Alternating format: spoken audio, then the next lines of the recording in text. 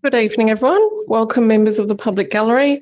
Welcome to the Council briefing of the 13th of June 2023. I'd like to open the meeting at 6:01 p.m. and start by acknowledging that we meet on the lands of the Wadjuk people of the Noongar Nation and pay our respects to elders past and present. Apologies, we do have two members. Apologies this evening, Councillor Ron Alexander and Councillor Ashley Wallace. So we'll go then to public question time and receiving of public statements. So thank you for coming this evening. For those who may not have been to a council meeting before, you're very welcome to speak. We ask that you come up to the microphone and state your name and the suburb that you reside in and the item that you're speaking to. If you're having trouble identifying that, I can help you with that. And we do time you to 3 minutes. This is the council briefing, so tonight after you've spoken you will hear questions being asked by council members to administration, and then next Tuesday is the council meeting where the debate and decision making occurs. So there's no set order, it's just whoever would like to come up to the microphone first. So yes, you're very welcome. Good evening. Aldo Arco is my name. I'm here to represent apartment 12, 160 Scarborough Beach Road in Mount Hawthorn in the St Elmo building. I'm here today because Sarah Hill sent me an email to say that this meeting was taking place, and also time for some public questioning. First of all, I just want to reiterate on what I was here for a few weeks ago with regards to the water leak and the damage being caused to my apartment regarding a tree that's planted on Flinders Street side.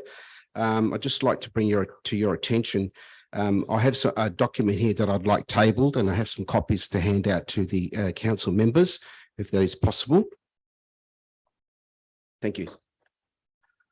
I also forwarded, I received a small footage from the tenant this week of the water leak that's happening inside the building currently with regards to the water and the blockage that's been occurred by the leaves that are coming from the tree.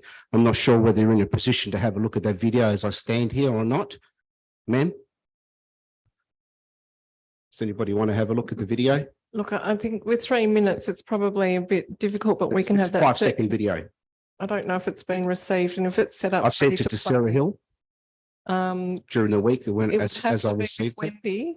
Wendy doesn't have it, but we'll have that circulated to us by email. So if you'd just like to continue. Okay, thank you very much. I just wanted to reiterate again about the problem that's causing them. My time is short.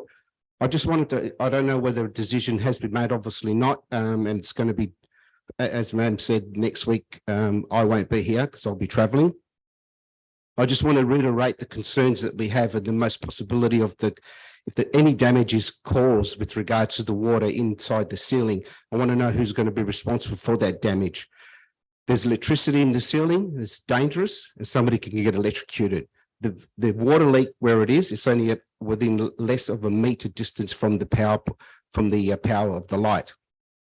Molding is growing on the ceiling, and everybody knows that molding, how toxic and poisonous that it is. I want to know who's going to be responsible if my tenants become sick, breathing in the mold. I've had to clean it and clean it and clean it, and it keeps coming back because it's raining, obviously, as we know, and there's mold growing there again. The expense is outgoing. I'll reiterate again, we spent over $7,000 to try and redirect the guttering and the water flow on that roof, and we still have the same issue. This is an ongoing liability. They have to get the plumber to keep going up there to try and clean the leaves. We're doing that once a month now. There's no man access up there. It has to use ladders to get up on the roof, and that is a health risk in itself, a work safe risk in itself if somebody should get hurt. I'll leave you with it, ma'am, council. I hope to hear something, and I hope there's something in my favour. Thank you very much for your time. Thanks, Aldo. Just to let you know that is the information bulletin, which is item 8.4, and it's item 12 within the information bulletin, just bringing council members' attention to that. So thank you very much. Yes, thank you very much. Thank you. And we'll make sure that your video is circulated to council members so that they can see that before next Tuesday. 5-second video, it just shows what's happening. Yeah, thank you very much. Thank you. Next speaker, please.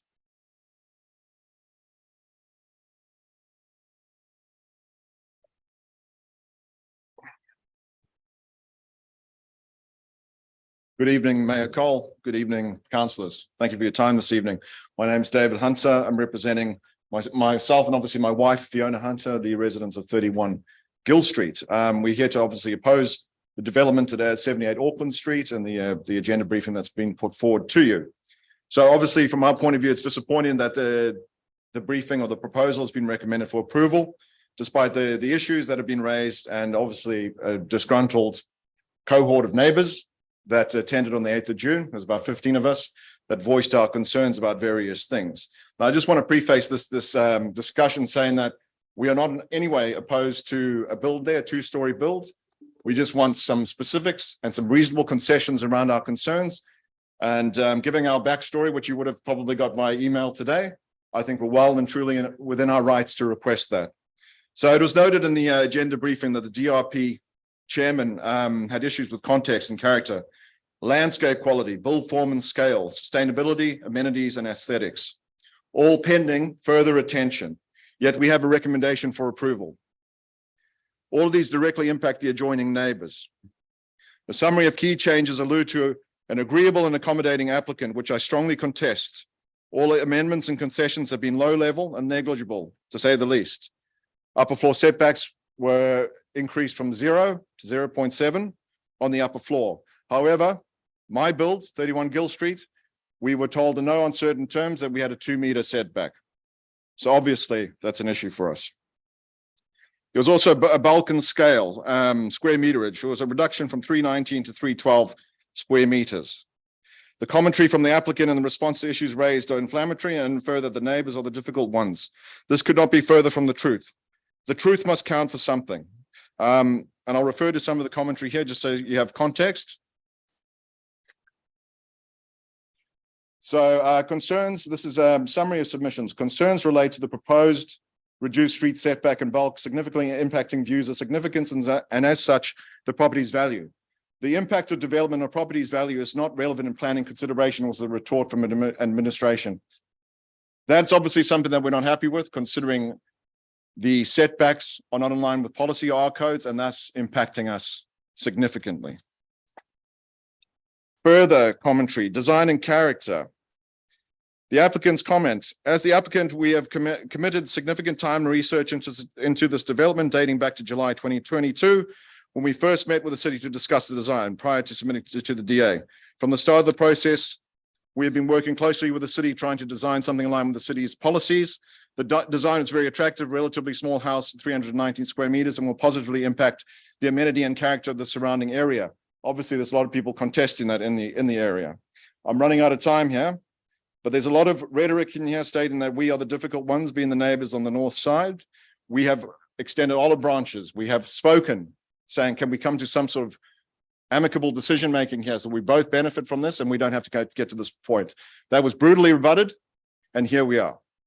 So I don't want the applicant's commentary to influence the truth of what actually happened. So please bear that in mind. We request a deferral at the very least or a refusal. Thank you. Thanks, David, and thanks for your also for your follow-up email, which has been received and will be considered as part of a written application to tonight's meeting as well. Thank you. Next speaker, please.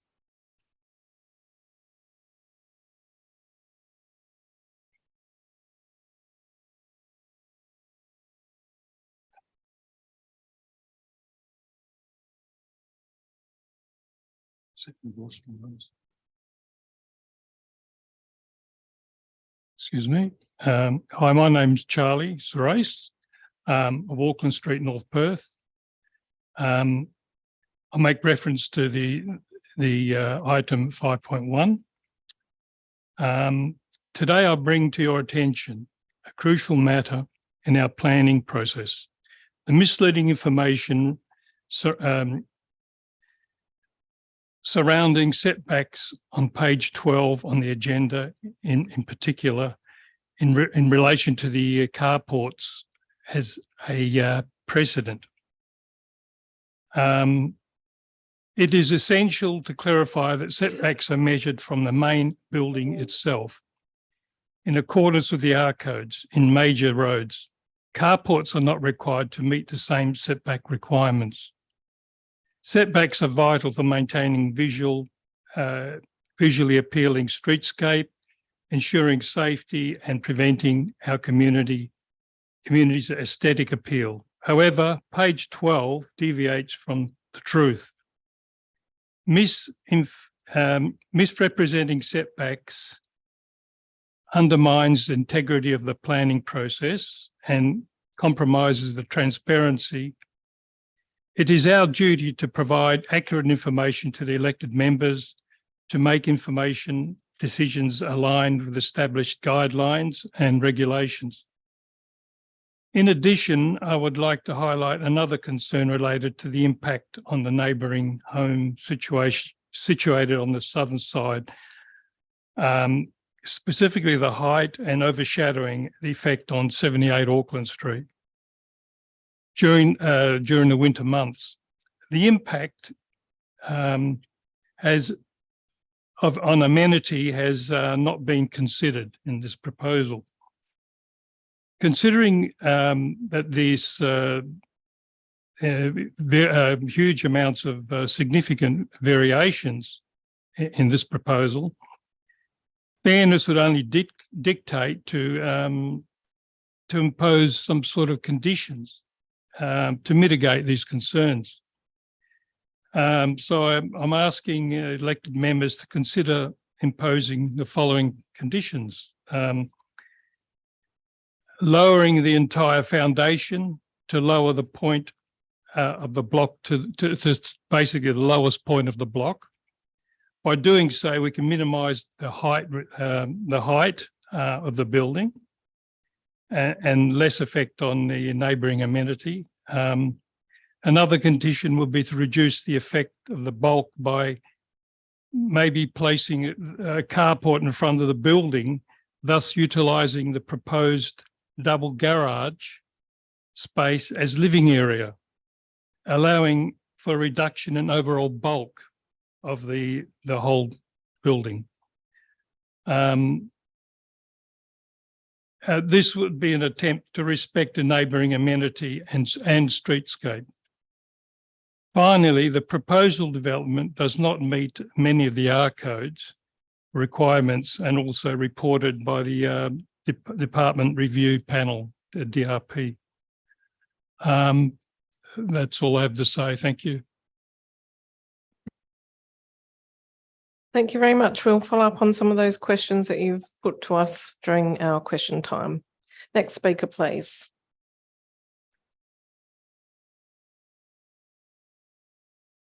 Hello, my name's Anna Pearce and I'm representing the applicant at number 80 Auckland Street. We are the builder, Coastview Australia or Riverstone Custom Homes.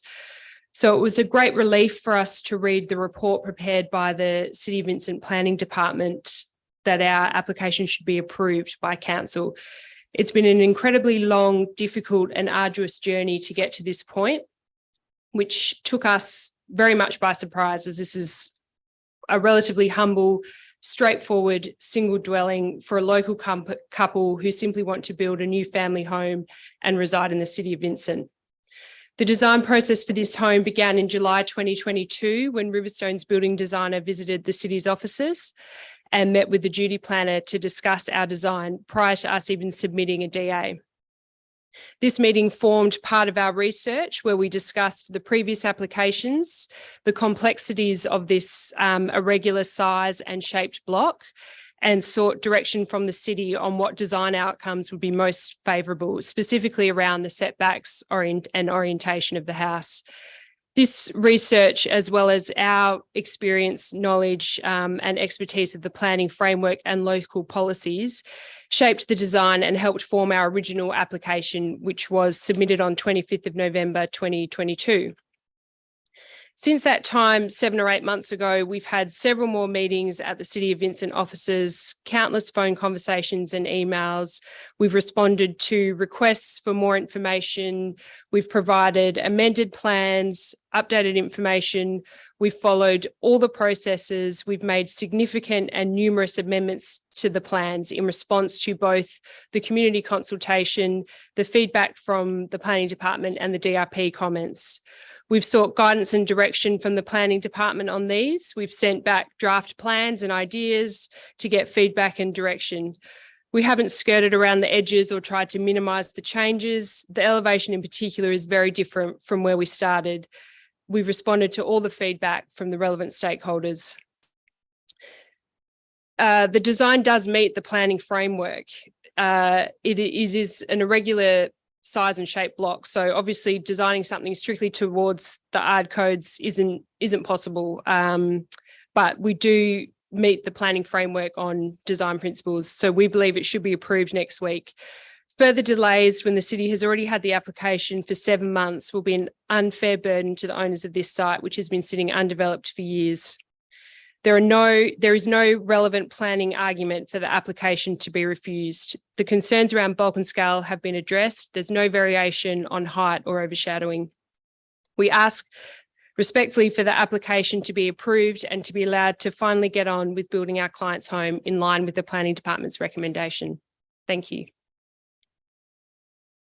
Oh, thank you. Anna, can I just ask you a question before we go, just for our records? Could you just cite a suburb for Riverstone?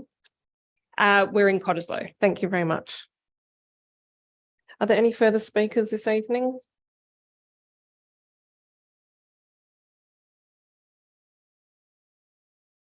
Hello, I'm Fiona Hunter from 31 Gill Street also. I've just got some questions tonight if I'm allowed to ask them this evening. First of all, you would have received our email and know the history on this block and what's previously happened to us through council prior to this application that's happening now. It's been a very long and stressful journey. Anna here has stated it's 7 months for them, but this stress started for us 3 years ago. And it took us 8 months to get our home approved through council.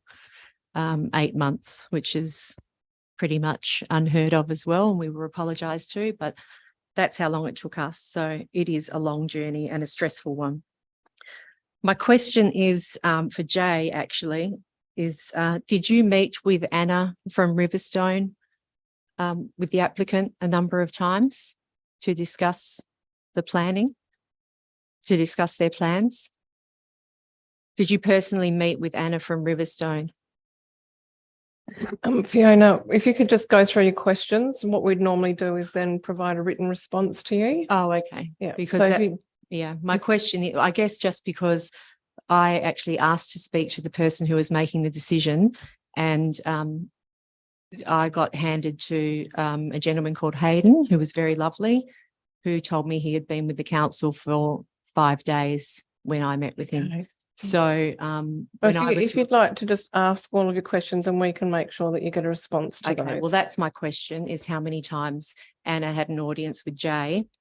And when I asked numerous times to speak to the decision maker, I got handed to somebody who'd been there 5 days. So I'd like an answer on that one.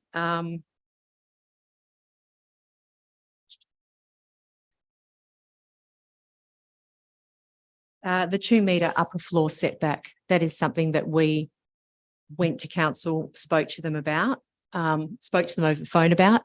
Our designer NDP Designs had a meeting here with someone at council and was told that Vincent has a strict 2 metre upper floor setback policy. And so that we couldn't build any closer than that. So again, I'd just like to know why this is being put forward for approval when it has a 0.7 upper floor setback. We're not unreasonable people.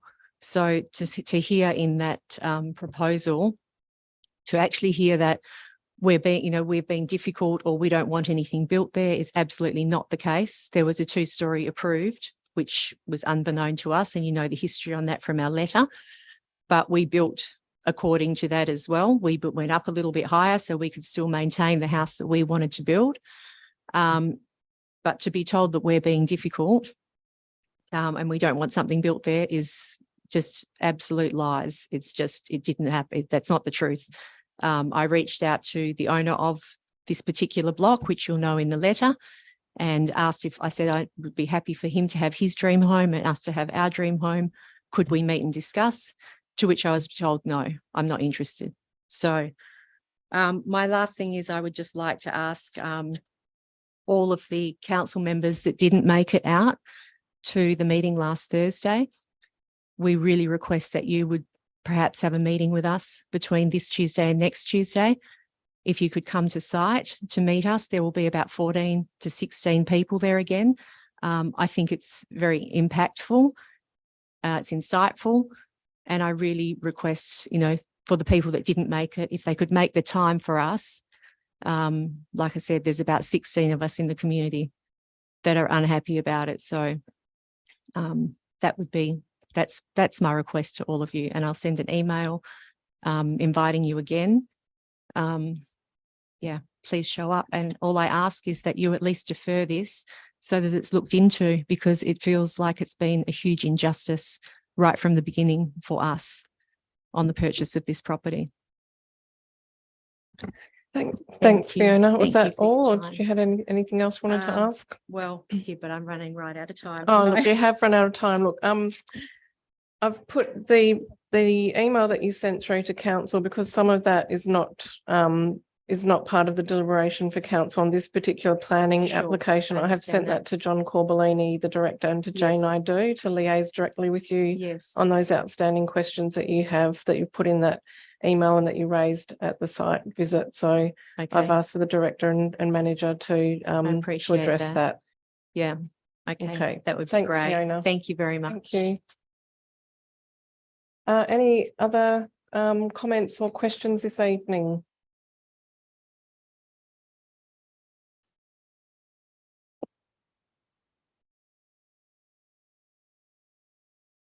I'm Frida Barbas. I'm the owner of 80 Auckland Street. I just wanted to say my husband and I have worked all our lives towards the goal of owning and building our own house, a place my 2 children and grandchildren can call home. When we purchased this block in 2021, we were so excited with the idea of building our dream home. Nothing too fancy, but enough for a comfortable home. However, the past 8 months have been nothing but a headache and a disappointment for us. It has been emotionally stressful and put a financial strain on our lives as we are paying rent whilst paying off a mortgage. And those interest rates are going up faster than anything. We are not building the house we originally designed and have made change after change to comply with council building laws. We believe we had the raw end of the deal, and we're also only seeking now is to find a middle ground that doesn't see us continue to make more sacrifices and changes than what we currently made to get here. Thank you. So sorry, I know you're upset. I just couldn't quite catch your name. And it's okay. Look, these matters are emotional because it's all about your home, and it's, we do see people that come here with a lot of emotion. So It's not just that, it's the financial side as yeah, well. we understand, and I know this is difficult for everyone involved. So we understand how hard it sorry. is to stand up and talk to us over these matters. So there's no judgment from us at all when you're upset or, the emotion that can come into this. But is it okay if I could just get your name just for the Sorry. record? Frida Barbas. Frida, thank you very much, Frida. Are there any other speakers this evening? Okay, thank you very much, everyone. Appreciate you coming in this evening and to speak with us directly at the council briefing. You are welcome to come back to the Tuesday meeting. We do ask, though, if you do wish to speak again, please know that we have heard what you've said tonight. And if you do wish to speak again, perhaps it's to address further information or to add something more that we haven't already heard.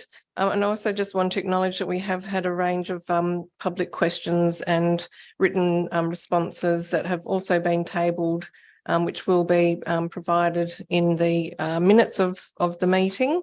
And they were predominantly around the Auckland Street development. We had some questions on underground power financial model. I'm just double checking if there was another matter. No, that was all. All right, so we will close public question time and we shall move forward to declarations of interest.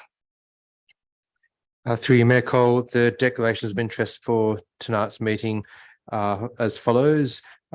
Councillor Warner declared a financial interest in relation to item 7.7 on event sponsorship, noting she's a general manager of one of the events, business operator for at least 2 more, and her business partner submitted one of the applications. Councillor Warner is not seeking approval to participate in the debate, nor to remain in chambers, nor vote in the matter.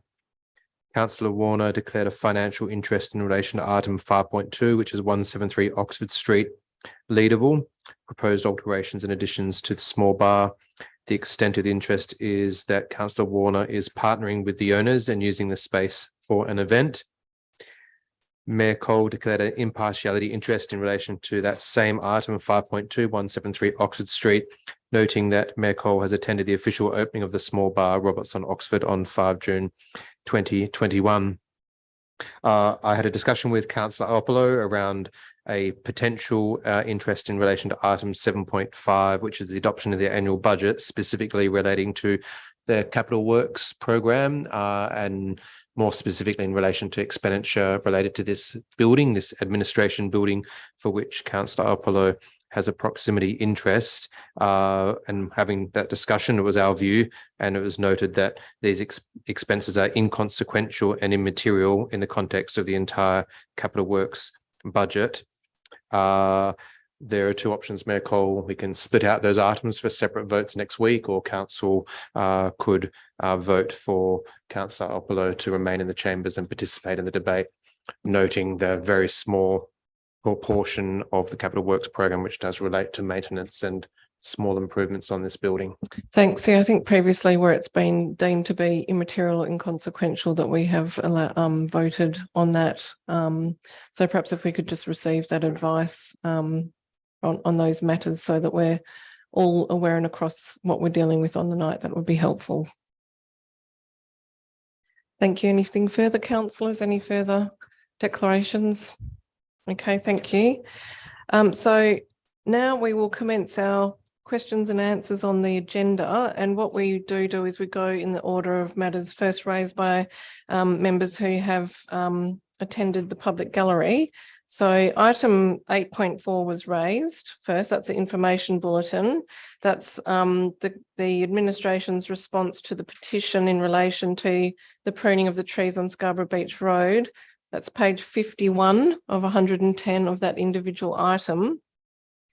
So there is a response there from administration. I'm happy to kick off with questions on this one, if you're still finding the page. Okay, we'll do.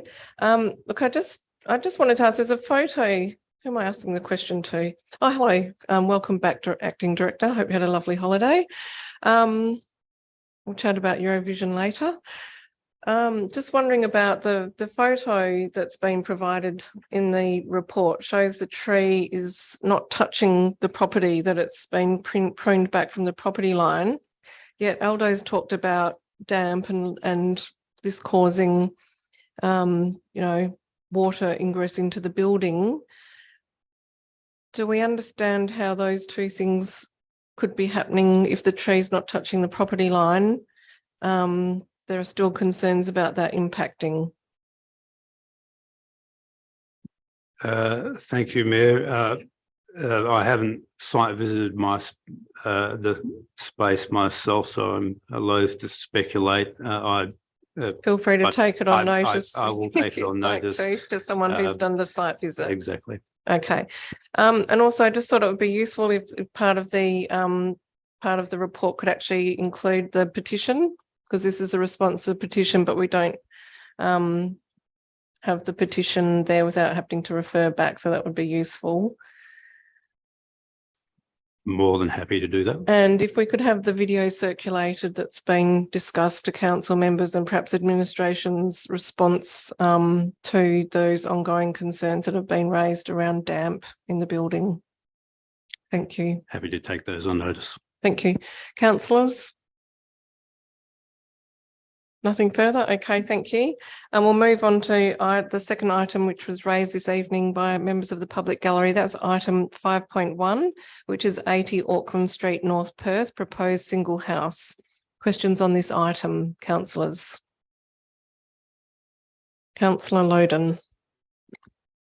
I may have missed it in the report, but in terms of plantations on that western side as screening, I didn't notice any significant trees or anything proposed in that space, which is a potential opportunity around screening. I just wanted to check if I've missed that in the plan somewhere.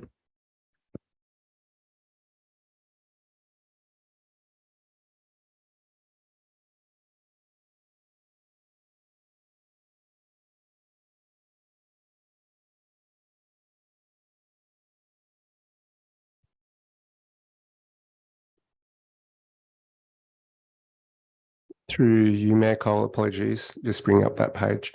There is planting, but it wouldn't be significant tree canopy. Ultimately, the intention of that planting was to provide some relief in terms of its appearance as viewed from that eastern property. In terms of the tree planting, the predominant planting and deep soil areas are located to the eastern boundary. That's to the street where it would provide the greatest assistance in terms of assisting to ameliorate the impacts of building bulk. And so there is a what do you call it, a sewer there? Is that why I guess I'm wondering why we couldn't, given there is a shortfall on landscaping as well, is there an opportunity to get some trees into that space to break up the bulk and scale on that western boundary? Or is there issues with planting? I see there's bamboo, which has some ameliorative benefit, but obviously a tree with branches and so forth would be better and also help at that upper story level as well. Through you, Mayor Cole, yes, we can confirm that subsequent to this meeting and explore different types of plantings while ensuring that the easement is still accessible by Water Corp and it's not creating an issue from that perspective. Just to clarify, in terms of the city's built form policy canopy cover standards, the proposal exceeds that.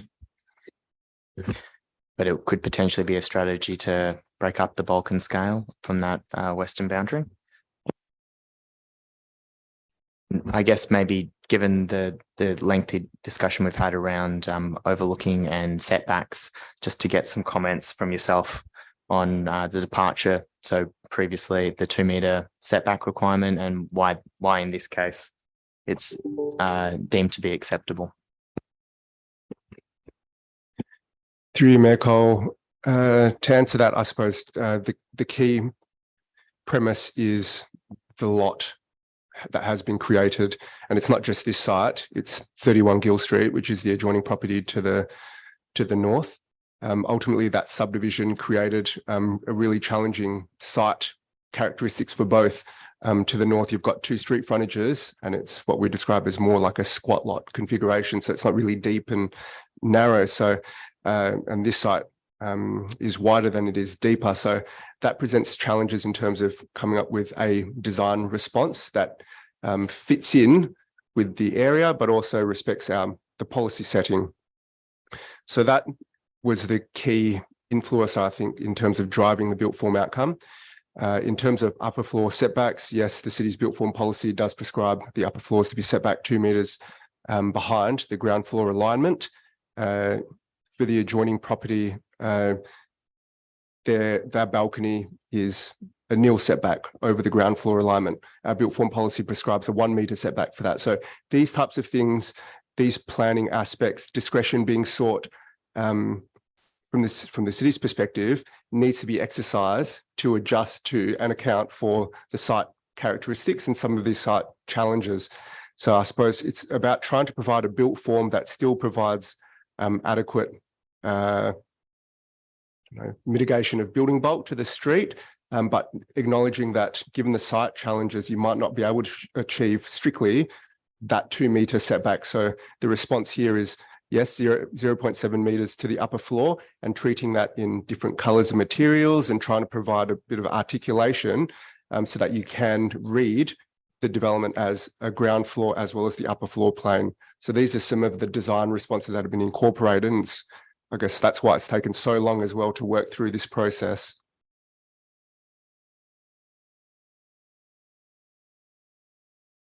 Councillor Gontaszewski. Thank you. Just following on from that, just to confirm that my understanding in terms of the upper floor setback, the variation relates to the sitting room, but the bed 3, which is the upper floor section of the house that I guess is closest to the street front. Can you just confirm that that is set back in accordance with the criteria? And so really we're talking about a section of the sitting area, is that correct?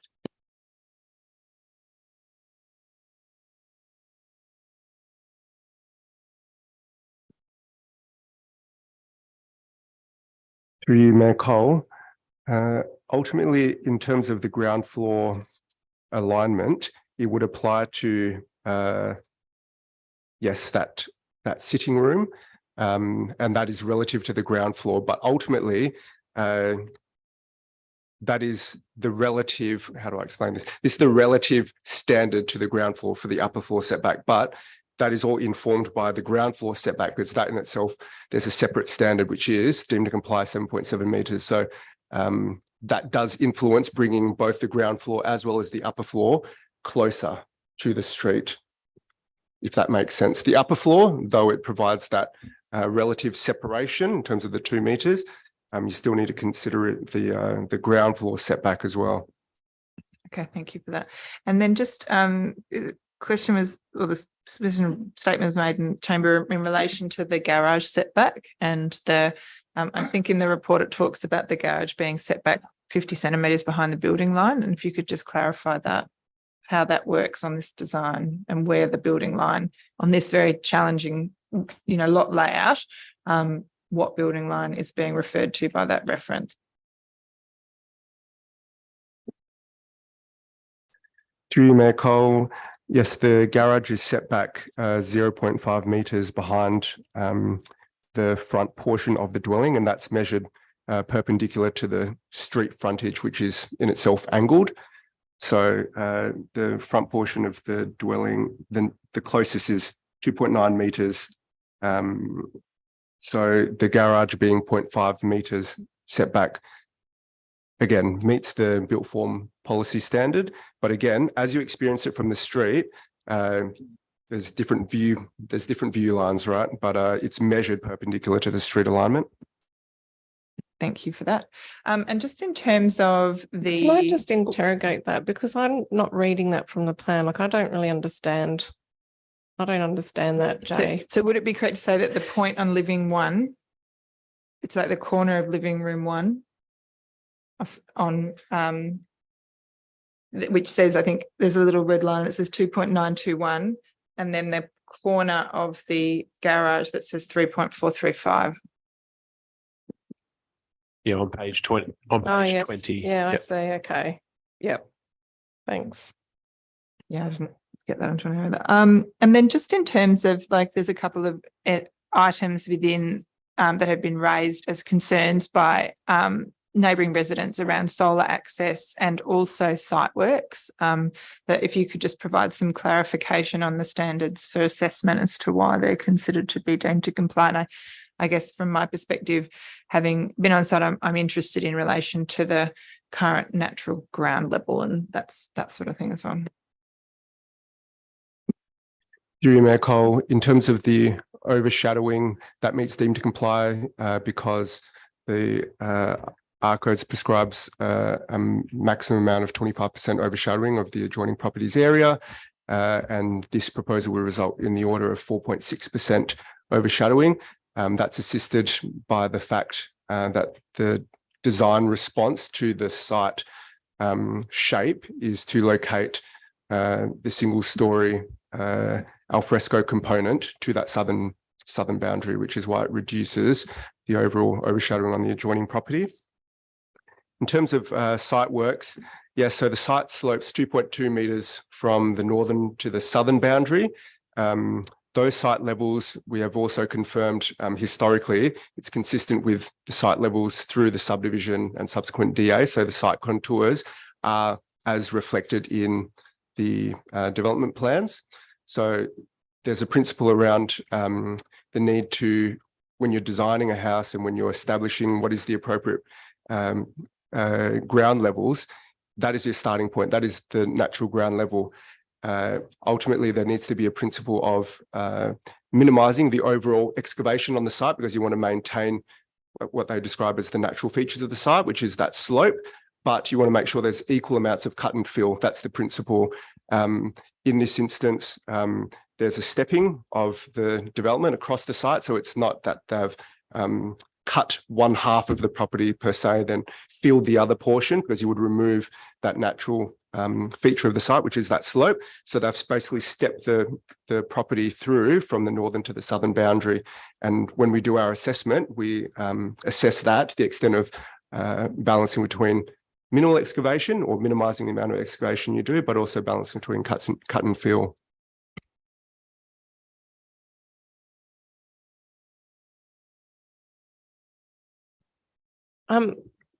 Thank you for asking that question. Having been to the site, it did look quite unusual that there was the red brick fence, which was both boundary to the rear and side fence, and that seemed to have the level seemed to come at least halfway up what would have been appear to have been built to a 1.8 metre height.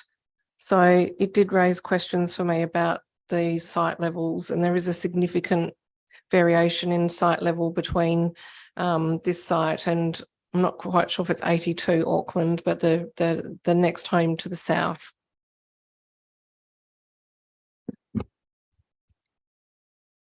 Yes, through you to you, Mayor Cole. That is, I did note that observation when we were on site, and we went away and looked at those historical contours of the site. Natural ground level, as per its definition in the planning regulations, refers to sites that are, or the ground levels that are established through the subdivision. The subdivision approved in 2016 and subsequently titles created in 2018. So we've looked at all of these contours, and it's generally consistent with what you see before you in the development plan. So there is, administration's view is there is a 2.2 metre slope across the site, and those site levels as shown in the development plans are the natural ground levels. So is in that case a subdivision is final? Is that the way it has to be read by council? To Mayor Cole, that's correct. Right. And in this case where I know what you're talking about, natural ground level, you're saying the subdivision has settled that matter, even though the wall appears to no longer be 1.8 metres high. Is there the opportunity for, through a development application process, council to say, we note that's a natural ground level established by the subdivision, but in terms of how you transition and interface with the next lot along, would there be grounds to suggest that excavation towards the south could actually help integrate that interface better?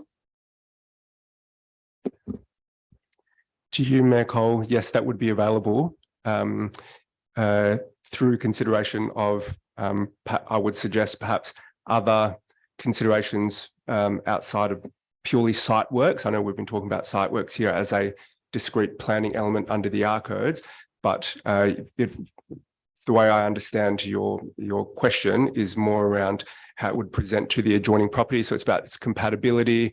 It's how you present what will be effectively a street wall to provide privacy and screening to that adjoining property or to the subject property, and how that would contribute to building bulk within the street setback area. So it's about that compatibility of built form in the area, and by, I suppose, locating active outdoor living areas in that space, in that street setback area, these are the types of considerations that would also need to be worked through. So that would be available for further consideration. Well, look, it does sort of also go to the fact that there's the swimming pool in the front setback area, and my understanding would be that that would require the southern boundary to have a 1.8 metre fence a dividing fence, no less, but I'm just really trying to understand what that would look like from the adjoining neighbour in terms of its height and scale. Is that information that we could receive in relation to the fencing requirements for the pool in the front setback area, what that would mean in terms of side boundary fencing from a bulk and scale perspective? GU Mayor Cole will confirm that in the briefing notes. Thank you. Councillors, questions?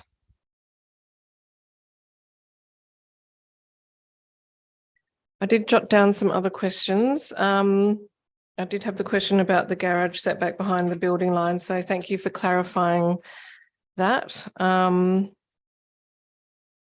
has been some discussion from residents around the continuous ridge line, and I just wanted to ask your views on that, given that the DRP also picked up on this, the way in which the building is read is a wide building with a continuous ridge line, which ordinarily with a character home, you'd be seeing a frontage which would be much more narrow and the ridge line would be travelling backwards away from the street setback. Can you outline your views on whether that contributes to bulk and scale by having that long ridge line facing the street? To you, Mayor Cole, the design itself, though I accept there are references to character homes in the street and that built form, the design response is not trying to mimic a traditional character home.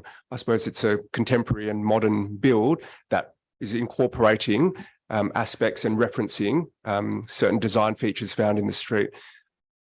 So I suppose though character homes may have incorporated ridge lines in a certain way, that's not necessarily what this proposal is bound by. There's not necessarily. Okay, well, let's take away the character home phrasing. Perhaps just talk about the fact that it is a long ridge line over a wide, very wide street frontage, where a ridge line would ordinarily of that length would go into the rear of the property. So I'm just trying to raise a question that's been raised by community members. They've raised the ridge line in the context of adding bulk and scale. Do you think that's a fair assessment?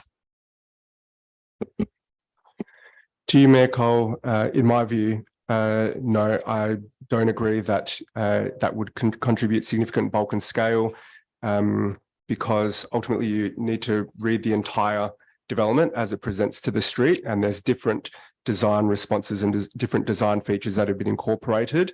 There's the stepping back horizontally, stepping back vertically. There's a feature brick wall, and then there's also the design and articulation around each of those design elements. So I think when you read it on whole, and as you experience it from the street, I don't necessarily believe that the ridge line would be so unreasonable that it would warrant a change because it would contribute such an impactful building bulk to the street. Okay. I was wondering this, I'm not sure if this would be difficult to produce, but we have had residents provide, so in the written public statements, we've received a commentary from Chris Haken, and he's provided a what he has put forward as a scaled render to the character home on Auckland Street.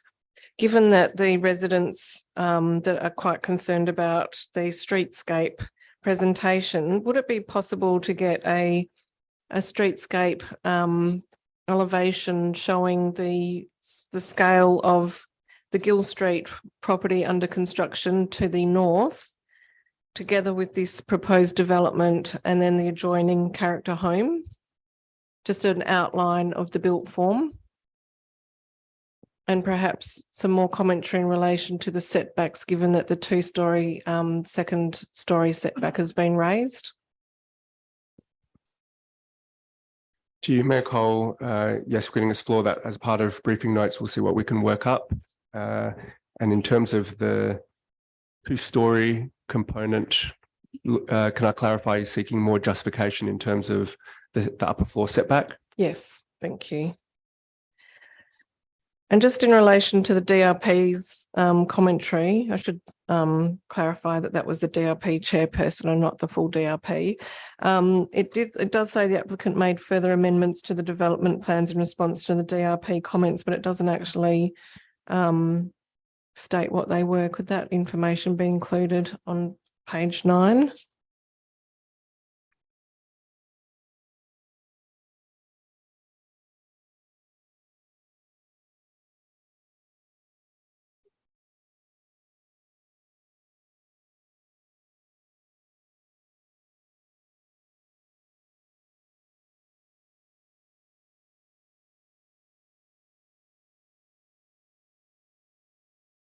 Happy to, if you to take it on notice.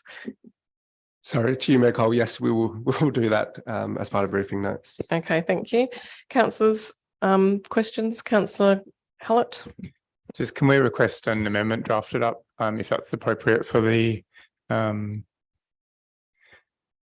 address the previous discussion around escalation and a condition of lowering. Thanks. Through you, Mayor Cole. Yes, we can arrange for that. Councillors, any further questions?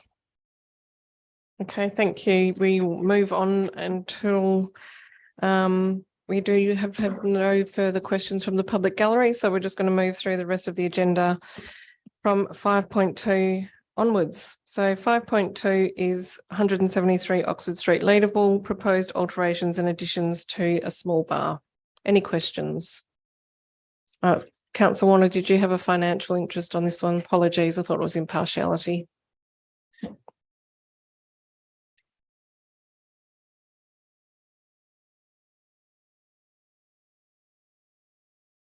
Questions? Councillor Loden?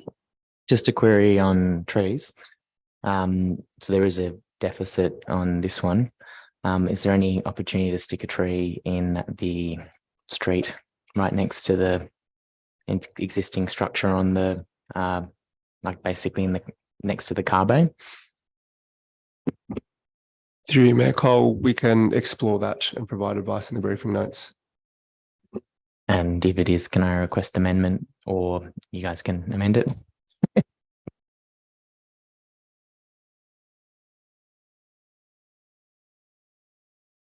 Councillors, questions?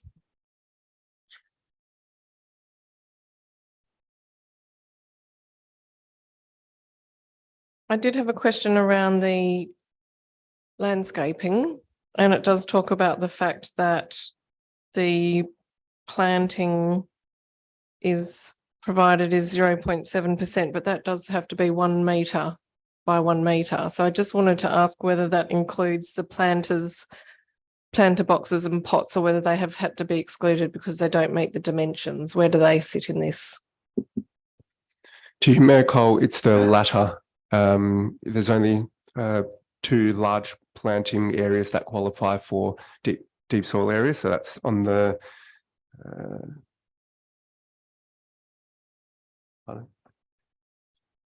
that's on either side of the enclosed seating area in the courtyard. Those are the genuine deep soil areas. All of the rest doesn't qualify as planting or deep soil areas.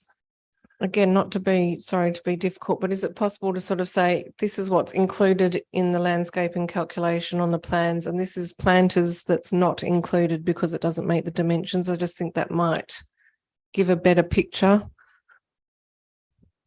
To you, Mayor Cole, yes, we can include some of those numbers. Thank you very much. Councillors, any other questions? Okay, we can invite Councillor Warner back. Thank you.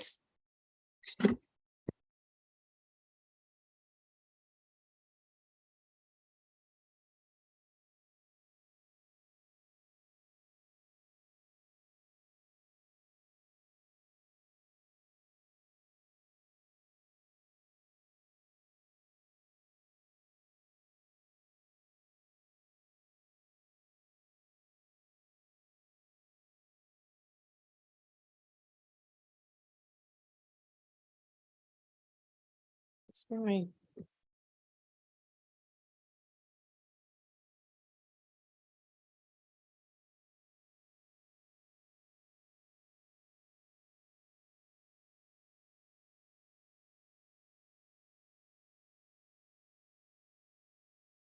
Item 5.3, outcome of advertising local planning policy, non-residential parking and payment in lieu of parking plan. This was the outcomes of advertising, of which there were none. Any questions? Councillor Gontszewski. Just a note from the report that the City of Instance like social website, etc., was used to promote this consultation. Just wondering if it was promoted to the business community through the business newsletter. Through you, Mayor Cole, I will have to check that and confirm in the briefing notes. Thank you, Tara. Thanks, Manager. Any other questions? Okay. 5.4, outcome of public notice, proposed lease of portion number 41 Britannia Road, Leederville. Any questions in relation to this item?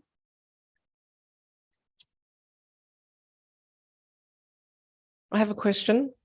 I thought it'd be very, very useful in the imagery provided to show the two original locations that were advertised as part of the Northwest Britannia Master Plan and the location that is proposed. Through the chair, yep, we can include that in the briefing notes. Thank you. Councillor Warner. I just noticed in one of the submissions they talked about the cockatoos, and I just wondered if we actually had any official advice from a cockatoo expert, I guess, just to give us any indication if this would have an impact on them.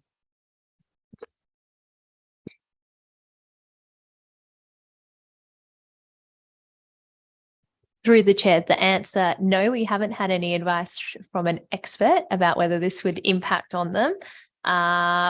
We don't, yeah. But does that not come to tree removal and you know, habitat trees? Because I think that's really the, you know, probably where we need to understand. I think there's one small sapling type tree being removed. Through the chair, that's, yeah, the next part I was going to say is that no, we haven't had any advice, but the application doesn't propose the removal of any nesting trees, so we don't believe it's going to be an issue. Thank you. Sorry, I thought you'd finished. Okay, great. Any further questions? Okay. Thank you. That concludes strategy and development items for the evening. So we will go to, I'm not quite sure how you wish to deal with this, CEO, because I know that you were going to present on the package, which is the long-term financial plan, the annual budget, the underground power financial model. Is events part of that, or is that being treated separately? Through Mayor Cole, no, it's not part of the presentation, so it's a standalone item. The budget amount is what's being proposed. The item relates to how to allocate that set budget. All right, well, let's then go to event sponsorship first, given that we have Alana and Lisa. Sorry, Lisa, I'm really bad with names at the moment. It's not personal, it's me. It's all me. I apologise profusely. Yep, so we'll go to that item first. And councillors, we've just had Councillor Warner leave on a financial interest, so I'll open the floor to questions. Councillor Castle. Thank you, Mayor. I have a question about an event that's proposed that we fund $25,000 being Mount Hawthorn Street Festival. Just a couple of questions. Firstly, are we aware if the event organisers had any consultation with Mount Hawthorn Hub about running this event? Sorry, through the chair. We haven't had any consultation with Mount Hawthorn Hub yet, but over probably the last 12 months, we've had a lot of phone calls and requests through businesses to have that festival back up and running. So yeah, we're taking that advice. Okay, thanks. I mean, are the Hub aware that this proposal has been made? Not that I'm aware of. Okay, and my next question, which you might have just answered, is have the event organisers consulted with local businesses about what they're proposing to do? Not yet. I can request that. Okay. Do you have any information about what the timing of the event is? Is it a day or night or both? I think we don't have the time on the applications, but I imagine it would be similar to previous years where it was the afternoon to early evening. perhaps I can request we ask for that information and whether a bit more detail about what is being proposed, whether it will be similar to previous street festivals, which are predominantly family focused. When I had a look at other events organised by this organiser, there seems to be a huge focus on a block party, dance party style event. And I'm not sure if that's what's being proposed here, because that's quite different to what's previously been run in that area. Yeah, thank you. Councillors, Councillor Apollo. Thank you, Mayor. Just a quick one. It doesn't need to be done. Well, the question is it possible in future that we get the event sponsorship monetary amount allocated side by side between the prior year and the current year, just so that it's easy to see the change? I did request that, Councillor Apollo, and it's now been included in the report. What, it's page 4 of the individual report. So it says amount requested, amount recommended, and funding from the previous year. No, it's very useful information to have, and it's best to be provided in that way. I agree with you. Any other questions? Just two from me. I just wanted to understand, when you look at that table that we were just talking about, it does show that majority of our larger scale events where we've funded regularly have been receiving either the same, or I think in the case of Jazz Picnic in the Park, because they're expanding their events, $5,000 extra. Has there been any discussion with Revelation Film Festival about the fact that we're reducing the amount to 15,000 from 20,000 last year? And does that have any major or significant implications to their event? And I also just wanted to ask about, understand that the football clubs are being required to hold one event, but I'm not sure that that's reflected in the recommendation to council. Does that require a footnote or a different way of describing the way that money is being provided? Because just based on the recommendation, it looks like Subiaco is getting funded and East Perth isn't. Yeah, we can amend that for next week. And I'm also going to liaise with the football clubs this week to discuss that funding and if it would work. Okay, because I note also that previously, when you look at that table that we were discussing, previously East Perth, I think, was it just, which one was it? Subi? One of them ran the event. Can't see it now.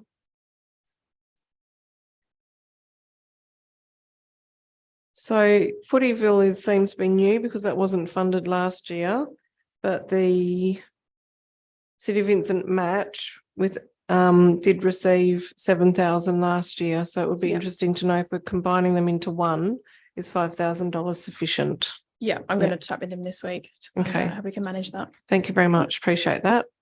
Any other questions, Councillor Apollo? Just one more. Is there any requirement for the money to actually be spent? Like, do we go back and look at invoices, and if in the case that the money isn't spent, does it return to the city? Through the chair. Yes, we do get them to acquit the funding up to 60 days after the event, and they have to provide all their invoices to how they've spent that money. And if it's not spent, they do, or they don't receive the funding, or they return it. Yeah. Councillors, anything further for Alana? Okay, thank you very much, Alana. You're free to leave. Okay, that then, shall we go to the presentation on the long-term financial plan, the annual budget and the underground power financial model? Thank you very much.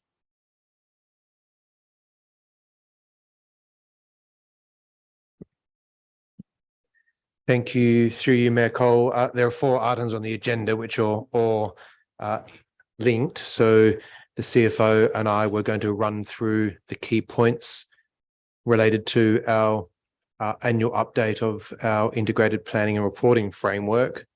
So the areas that we would cover include the new and updated strategic community plan priorities adopted by council, the annual update to our 4-year corporate business plan, the annual update to the long-term financial plan, the proposed financial model for our 10-year underground power program, the highlights for the annual budget for next financial year, and the 4-year capital works program. It's probably important to highlight that a lot of local governments spend the majority of their time over the last 6 months putting together the short-term annual budget, and we've been successful over the last 12 months to essentially reverse or inverse that proportion that we spent most of our time consulting and engaging the community on the major review and update of the strategic community plan, which is our highest level document about the community's aspirations and priorities. And that's linked to the 10-year long-term financial plan, which is being proposed for council to adopt next week. Importantly related to that, it speaks to the funding model for our 10-year underground power program as well, which the consultation we went through with the community on the strategic community plan, more than any other single item, the community was calling for us to work with Western Power to underground the poles and wires in all our residential streets for the numerous benefits that will bring. We've also been working on the update to our corporate business plan and 4-year capital works program. And those guiding documents, the long-term and the medium-term guide, what's being proposed in the annual budget, which the CFO will go through shortly. Importantly, the long, the medium, and the short term now all speak to each other seamlessly. And we've spent the last 6 months going through a series of iterative budget workshops with council to put the different elements into place. The new SCP priorities adopted by council, we've now published and circulating and promoting the new SCP document through our marketing and communications team. What has been proposed in terms of the strategic focus areas for next financial year, highlighted in the community, the corporate business plan, which includes that rolling out and embedding of the new SCP priorities in all our projects, programs and services, continuing our implementation of the Reconciliation Action Plan. We're also trying to embed through an education program a leading initiative for smoke-free town centres, which is part of the implementation of the Public Health Plan. We will work with the WA Electoral Commission to undertake the local government elections in October this year. We continue to make progress on our policy and strategy review program.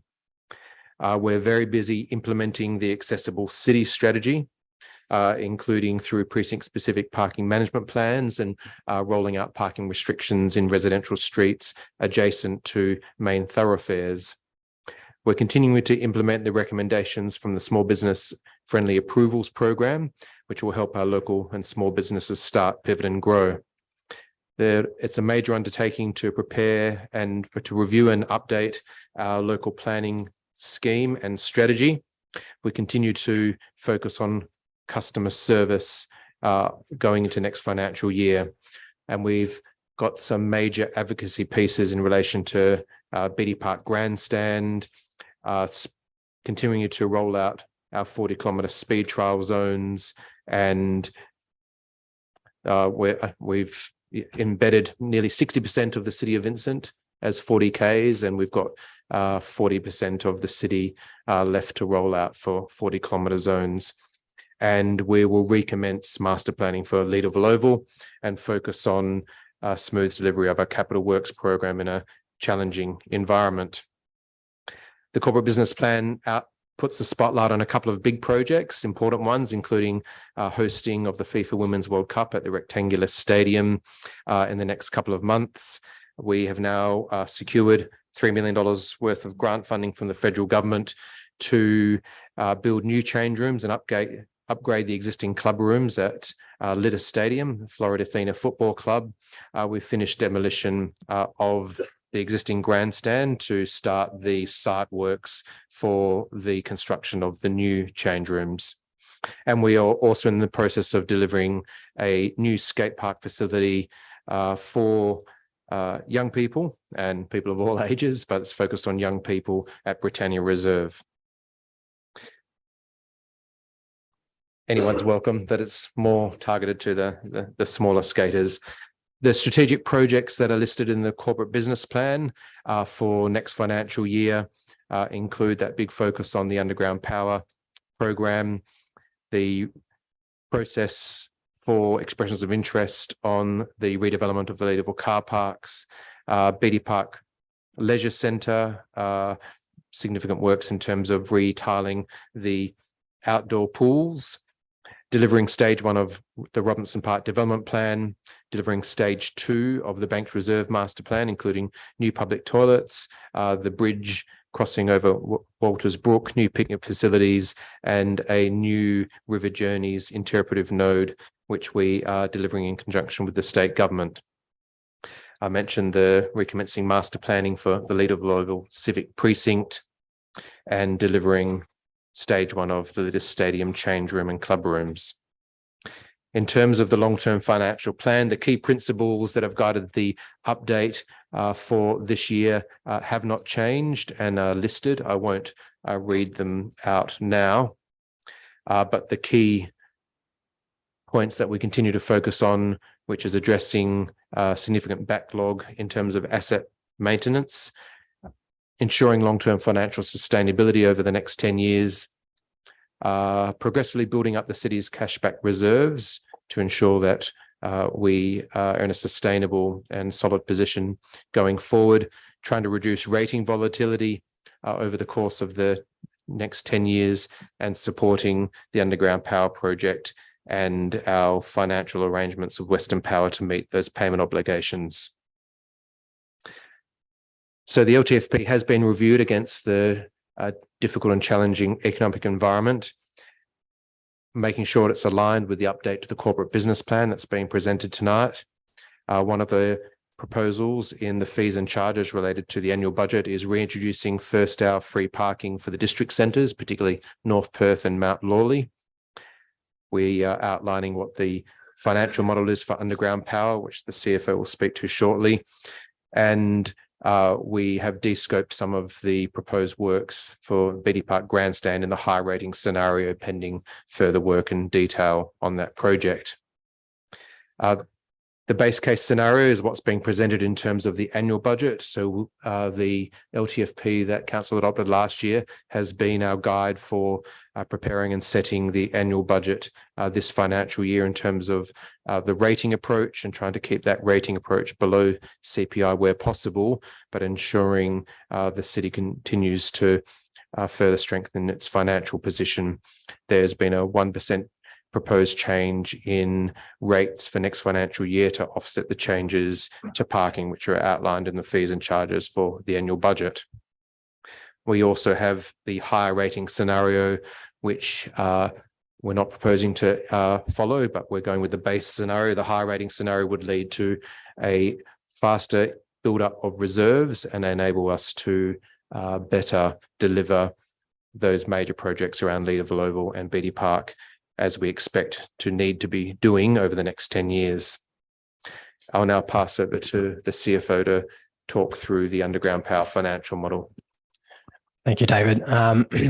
So the underground power project, it's a once in a generation opportunity for the city, and it's made up of 3 programs, the NRUP, TUP and RUP. So the NRUP and TUP are essentially network driven by Western Power, and they're based on the age of the assets. And the RUP is a retrospective program where we've added to our program to try and underground the entire city.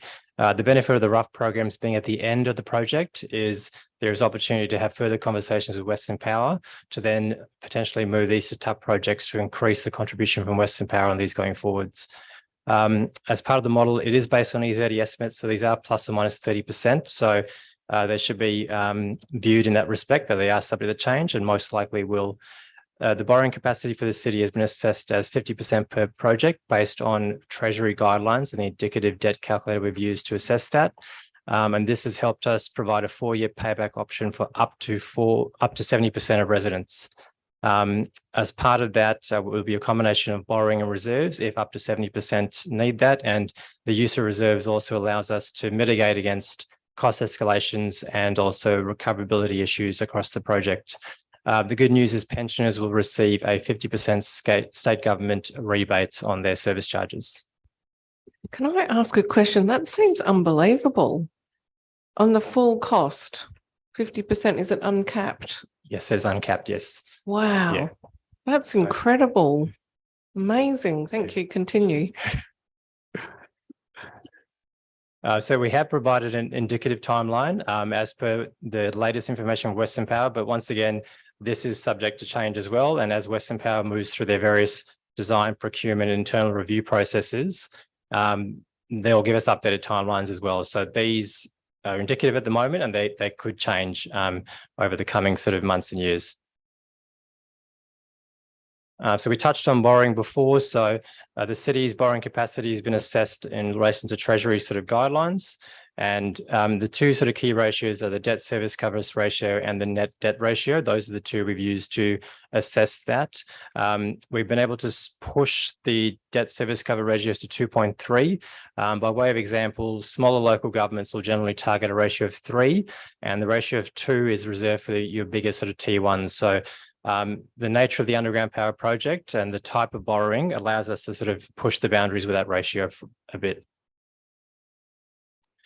Cash and reserve. So we've spoken about the use of the TPRC, the underground power reserve, and obviously the cash flow from the project. And the use of all of those will help us sort of allow payback periods to up to 70% of residents.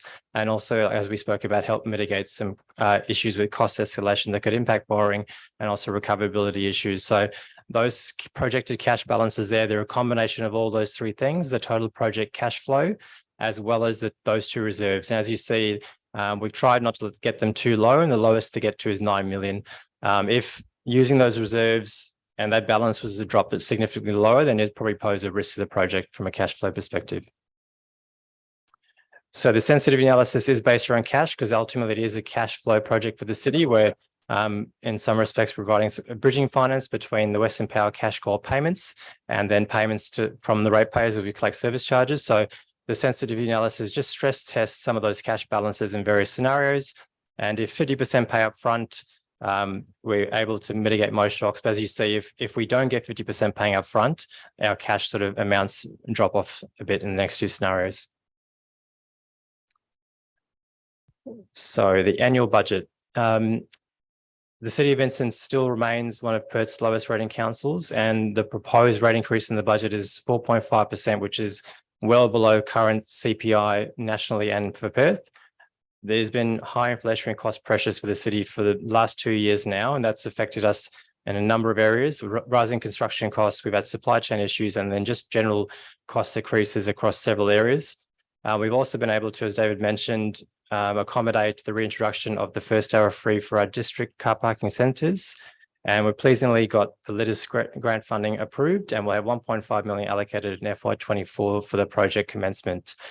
Our capital expenditure still continues to focus on renewal over new, with 78% spent on renewal. And we have no new debt proposed for FY24, with 1.6 million of scheduled loan repayments for the year. The operating results for the year. So just a couple of things we'll touch on here. There's higher BD Park revenue and emissions, and then obviously the lower parking revenues sort of offsetting that to extend the 1 hour free again. Our employee costs have gone up by 2.1, largely driven by the EBA and the super guarantee increases, and also some reallocations from the material and contracts into those employee cost lines. Like we said, we've had high inflationary cost pressures across varied categories, and this includes materials, waste, ICT, contractors, and various other sort of areas. From a budget perspective, I suppose what we've seen some things as high as almost 100% inflation. We're talking about steel street signs. Fertilizer has gone up by 40%, and then we've seen 10 to 15% across waste, ICT, and other sort of licenses as well. So it's across the board. We've had identified savings of about $600,000 to help mitigate those cost increases. So overall, relative to our mid-year budget review, it's a 4.3% increase in costs overall, which is a great result in the current environment. This is just an overview of our 4-year capital works plan, sort of by sort of asset class. And as you'll see, The bulk of the expenditure is in the infrastructure section, and that's things like our roads, our parks, our footpaths, all the stuff we have to do as a local government. That's when the bulk of the spend is, and probably the historical maintenance, which we're catching up on now, is flowing through as well. FY25 is quite high in that 4-year plan, and we'll look to smooth that out when we go through the budget process next year and address some of that. The biggest reason for that is Robertson Park. The bulk of the works have been delayed to FY25. So that's why you're seeing a bit of a lumpy spike in it in the second year. And finally, just on our capital works for FY24, as you see, it's heavily infrastructure, and more than half of it touches on those things I mentioned before: roads, footpath, drainage, parks. We have a bit from land and buildings, which is predominantly sort of BD Park works, and the plant and equipment, 3 million you see there is essentially our light and heavy fleet replacements. How do we fund this? There's a number of sources that we use to fund our capital budget. 6.7 million of municipal funds from the proposed 4.5% rate increase will fund that budget. But we also have 5.6 million from reserves, 3.7 from grants and contributions, and another $900,000 from asset disposals. There is 2.2 million of carry forward municipal funds that we've rated this year for projects that are ongoing, and we'll use that to fund those into FY24.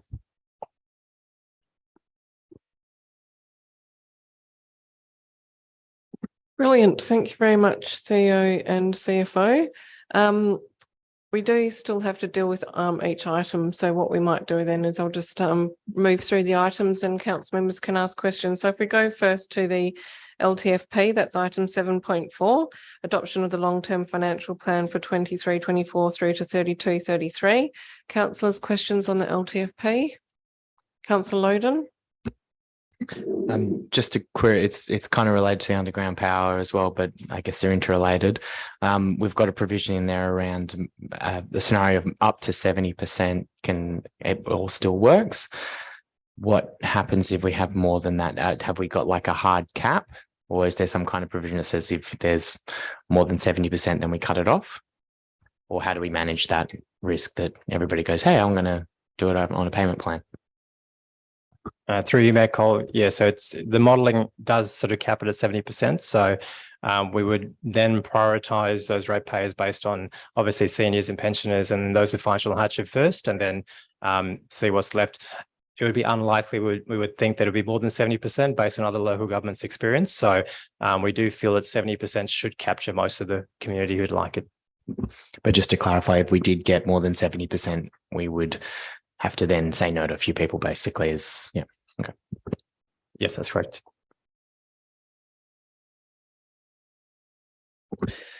Councillors, Councillor Hallett. There was a question via email around the 5% interest rate and Mr. Offer, if you're able to comment on that, maybe on notice. You might not have seen it. Was that question about the surcharge on credit cards related to our parking machines? Yes. Yes. The question was about the credit card surcharge related to parking machines, but that's not on fees and charges. I've got it here to read it if you like. Will the credit card surcharge fees be charged to abide by consumer law, or is the council actually paying a 5% credit card transaction fee?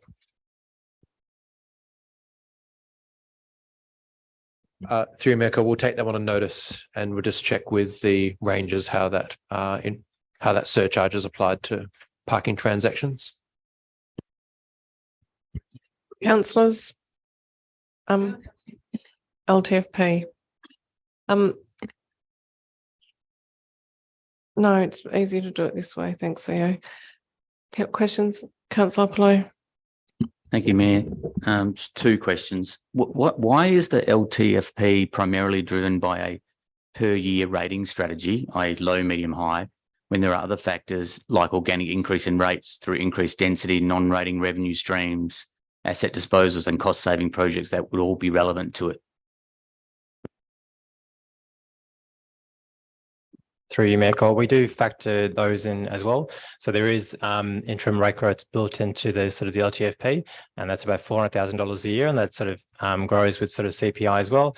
There's $1 million worth of waste savings built in there for waste to energy and the exiting of the MRC. So if there are sort of known savings over the long term, we definitely do build those into our rating. And if there are opportunities for additional revenue, we would definitely factor those in if they're known or likely at the time. Is it possible just to get a summary in the briefing notes of the main other non-rating considerations that are there? Because the agenda does say what's not included, like what's disregarded, but it doesn't have much about what is included. And I think that would help to inform. Thanks. Yeah, through your Mayor Cole, we can include some further information. Councillors. See if I just had a few comments. I think this is very well written, and I just, as I was reading through, I just had a few thoughts about things that you may or may not wish to include. So on page 8, it talks about the asset sustainability ratio for Vincent was 33%, and I was waiting for but it is now, but I had to then go through a few extra pages to get there. So I thought in that paragraph, it might be nice to show the growth of where we're at now. It does talk about it later in the report, but I thought that would be a nice addition. On page 9, it talks about the Litter Stadium grant, and it says Vincent expects to receive $3 million. Do you think we could be more definitive in our language there now that the grant agreement has been approved? I know we still have to meet milestones, so perhaps I wasn't sure whether that was why it was phrased in that way, but just for, I guess, a question of whether it could be. On page 10, it talks about residual proceeds from the sale of Sydney Haynes Reserve will be available for council to allocate to reserves, payment of borrowings or some other community benefit. Whilst in the budget, it does say that that has gone to the POS reserve. I think that that is in line with council's requirement. So I just thought that potentially could be amended, that we do sell land to go into the POS reserve and not other spots.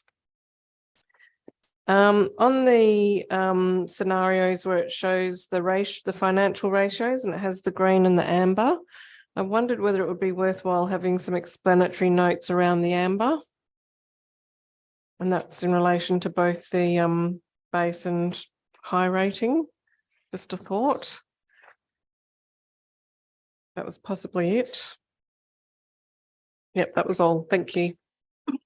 Councillors, before we move on, any other questions? Okay, we shall move on then to the adoption of the annual budget 2023-24. That's item 7.5. Questions? Councillor Apollo. Thank you, Mayor. Did we actually have a waterfall chart highlighting the sources of incremental or decremental revenue, expenditure and capital spend items for the FY24 budget versus the original FY23 budget and or the forecasted actual position for the year ended 30 June 2023 to summarise and inform of the high level material changes? Through Mayor Cole, yes, we have circulated a waterfall graph, I think it was a few weeks ago, from the mid-year budget review to the FY24 budget. I went out with some of the additional information requested after Budget Workshop 4. Would you be able to send that to me again? Thank you. And is that, it was done a couple of weeks ago, is it current for is it updated for your final position? Through Mayor Cole, it will need a very quick brief update, but we can do that for you. In relation to capital expenditure, can you please clarify the extent that the $4.6 million capital carry forward works have been funded from municipal funds, reserves, grants and contributions from previous years? Through you, Mayor Cole, so of the 4.6, 2.2 is municipal funded from FY23, and the rest is a combination of reserves and grants and contributions. If the grants essentially haven't been received, if we haven't sort of got them there, so whereas reserve funding, it's hard to say when those funds actually went into reserve, but they essentially have not been pulled out of reserve during FY23. So what we're saying, just if I'm correct, what you're saying is that the bulk of the carry forward is already funded. And so in the rate setting statement, we will only expect to see, in terms of capital works, the 19 million less the carry forward as the starting point for the rate setting. Okay, thank you. What is the, I may have missed it, it may be in the item, there's a lot there. What is the actual capital expenditure thus far for the year ended 30 June 2023? Just to inform us of a reasonable quantum of capital works program for FY24. Yeah, so I think what we're currently forecasting for the end of FY23 is $11 million plus an additional $2.5 million committed at 30 June. That's the best estimates, and it's just an estimate at the end of May. So we're saying, including commitments, it's around 13.5 at the end of June this year. You've preempted my next question. Of items in the capital works budget that are committed, is it possible to get some information or commentary around the nature of the legal commitment to spend prior to 30 June 2024 for by each capital item? Yeah, through you, Mayor Cole. So you're just referring to the estimated $2.5 million worth of commitments at June. We can pull some high level estimates around those. We'll have to speak to the managers to get some further information. So. What learnings has administration taken from the original FY23 capital works budget of 20.5 million to ground its belief that 19 million will be spent in FY24, given the highest ever level of spend remains at that around the 11 million? Through you, Mayor Cole, we're constantly improving as an organisation. The carry forwards this year are 4.6 versus 5.4 in the prior year, so there's already been improvement there.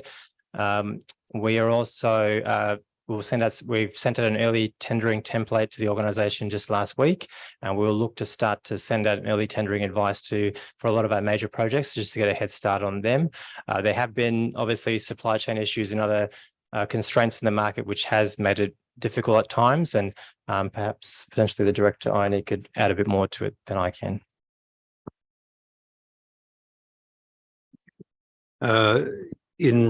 Thank you, and through the chair. In respect to Ione, in planning and scheduling its work, there is ongoing improvement in that space with ensuring that projects are ready to deliver in the year that they're funded. That hasn't been significantly past practice.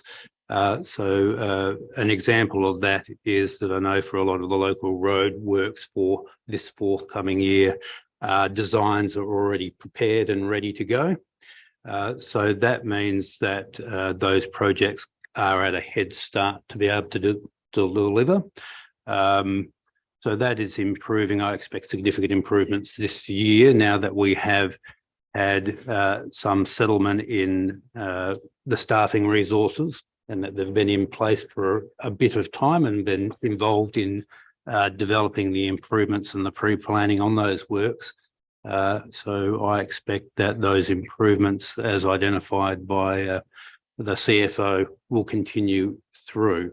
I don't think we'll get to a point where we won't ever have any carry forwards. I think the nature of the current environment is such that there will be, but certainly endeavouring to deliver those projects that should be easily delivered and having them done within the financial year that they're funded is important key measure for me, for the managers. Is it possible to just have something tabled in writing in the briefing notes talking about why it is that we feel like, just a bit more about the specifics about the improvements to give us a lot of confidence that we won't have a situation per last year where the 20 million was questioned and we're delivering 11 million. I just want something in writing that kind of articulates why we could have more comfort levels that $19 million spend next year is reasonable. Through the chair, comfortable to cover off on that. And in reviewing the expected carry forwards, well across those ones, there's been explanations through to council on some of those reasons behind some of the carry forwards there. there's a few that could have been delivered better, and we recognise that. Given that we do have a long-term financial plan which looks at capital works expenditure for subsequent years, you know, in this case 25, 26, 27, which is obviously backed by a 10-year plan, why does administration take the view that it should put all its capital works in 1 year and rely on some type of deferment captured as carry forward rather than increasing its reserve for future work that we know we probably won't spend till the following year? The effect is the same, but why do you choose to do it this way and not create a reserve? Through you, Mayor Cole. So we have actually done that as part of this year's 4-year plan. So I think there was a drainage truck that was originally included in FY24, and now that's been bumped out to FY25 because that's when the actual cash will actually leave the city. So we are getting better like that, where we can actually have funds and reserves to manage those projects. I think when the budget is set in the 4-year capital works or in the annual budget, the intention is that those works need to be done. And it's very hard to even start a project without funding sometimes. So I think Peter might be able to add some more, but regardless of which year the budget sits in, you cannot really start the project until you have funds. So there potentially could always be a carry forward because something could carry for more than 12 months in reality. So. Okay, this is big for me. So if we could have in writing in the briefing notes a reason why we would choose to potentially over budget, knowing that there will be some carry forward, rather than saying we know we need to raise money now for future works beyond a 12-month period, and we feel it appropriate to generate reserves. Could I just have an explanation on that in writing in the briefing notes, please?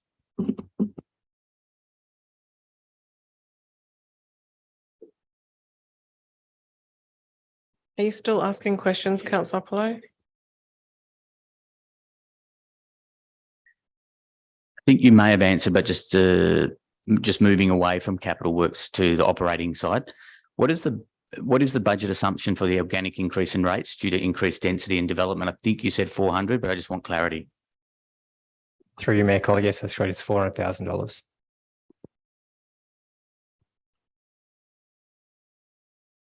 So that's organic. And what's a 1% increase in municipal rates worth this year in terms of your assumptions?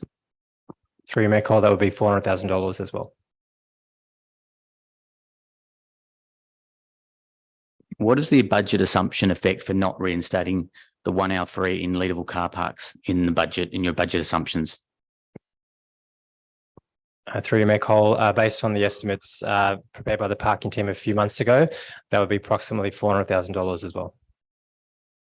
Sorry, an increase in car parking by 400,000 or a decrease?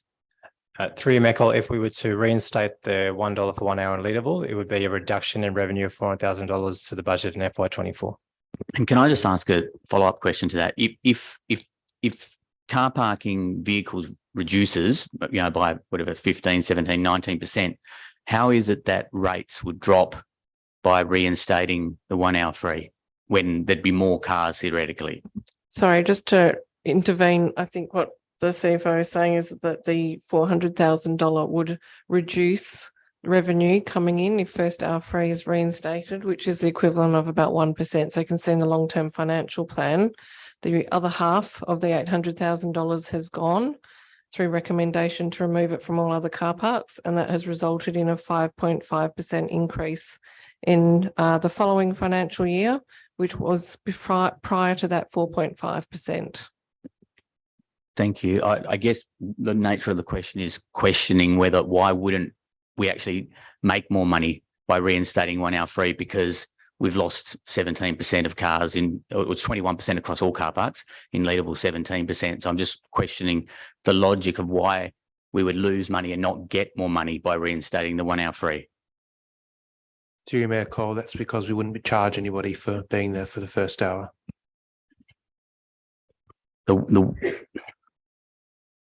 That's a $1 fee, but when you lose 20% of the vehicles, you'd expect that the sum of that, particularly over a 1 hour period, would exceed what you might gain from a $1 period. There's more vehicles being lost, so I'm just really struggling with the justification. To you, Mayor Cole, first hour free means we don't charge for the first hour. It's currently a charge for $1, which generates about $400,000 for the city in the 2 Leederville car parks. If we don't charge the $1, then we won't get that revenue. You'd have more vehicles, right? Through Mayor Cole, we don't know what the impact will be in terms of the number of vehicles. What we do know is that there would be zero revenue from any vehicles during that period. I just get that in writing as well, please, in the briefing notes, because I'm really struggling and it's a big part of the budget and one in which I'm just trying to understand the rationale.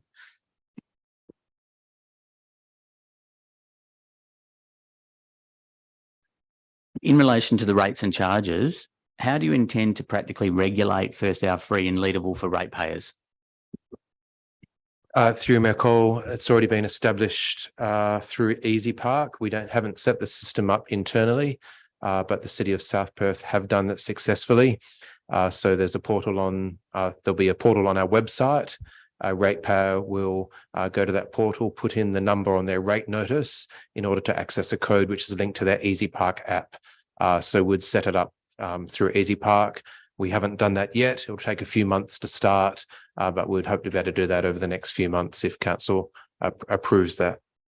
And that code would just, I presume, relate specifically to a vehicle, like a registration number. So through Mayor Cole, would link the rates notice, which is the link to the ratepayer, the number on the personalised number on the ratepayer's rate notice. That'll essentially produce a code, which then can be linked into the ratepayer's Easy Park app, which will give them access to that free parking. So if there's four cars in a, if a ratepayer has 4 vehicles, they will have a code that the 4 people can use depending on which car they are driving. Is that how it's going to work? Through Mayor Cole, we haven't set it up specifically yet, but we can provide that information to council once we've set that up. What's the rationale for charging a minimum $2 fee for curbside parking, irrespective of the duration of these bays, when curbside parking is more used for like short-term pickups of coffees and stuff? What's the rationale for that? And don't you think that might harm people coming to the urban areas and using the short-term parking if $2 is the minimum? Through Mayor Cole, it's been well established. We want to price curbside higher to encourage people not to stay there for a long period of time and to be able to essentially push them into the car parks where we're happy for them to stay longer. So the businesses want a high rotation and we therefore price curbside higher than our car parks where there's more availability of space. I agree with that, but it was more about the minimum. My reading of it was that there would be a $2 minimum charge irrespective of duration. Was that correct or was that wrong? Through Mayor Cole, I'm going to just refer to how it's printed in the rates and charges and clarify it in the briefing notes. Thank you. Almost done. If my reading is correct, people costs for the city for administration would be up 9% on top of a 7.2% increase last year. Can you just please tell us what's driving that? Yeah, through you, Mayor Cole. So yes, there is the EBA increase of 3.5%, the increase in the super guarantee of 0.5%.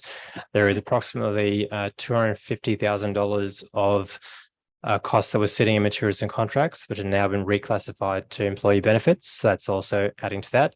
There is the budgeted sort of level step increases, which are quite common in government. And there's also $250,000, which are benchmarking set aside as well to continue to address the positions that are sort of below the sort of benchmark in other local governments. So it's both rate and numbers, like there's going to be increase in number of staff, or is it going to be just higher wages? Because that's only 4%. So I'm trying to understand the 9%. Yeah, through Mayor Cole. So yes, there's 4% between super and EBA increases. There's $250,000 set aside for benchmarking to target specific roles and essentially increase those salaries for roles where they're significantly underpaid against the market. There is $245,000 worth of costs that were sitting in another part of our profit and loss statement, which now are being reclassified as employee costs. So it's not an actual increase in cost of the organisation, it's just a reclassification, but essentially it's increased the employee benefits number. And then as part of government, there's step level increases every year, and there's an effect of that which has and also essentially increases people's salary year on year over and above the EBA increases too. So what was the total salary cost, just to understand the 9%? The total increase was just total employee costs. I think it was 31 million from memory overall. Through Macon, there's also can be quite large fluctuations in the BD Park casual staffing, depending on we're continuing to expect over 1 million people to visit that facility each year. We broke a record this year, and there's usually consequential increases in casual staff rates to make sure we've got the minimum number of staff poolside. Where in recommendation 6, where it states as determined by the CEO, quote unquote, with regard to waiving of rates, was it an oversight to not include the words in accordance with the City of Vincent's financial hardship guidelines, or are we to take the recommendation as meaning the CEO has unfettered discretion to waive certain rates? To Mayor Cole, I've only got the authority to waive fees or charges according to the delegations which council provides.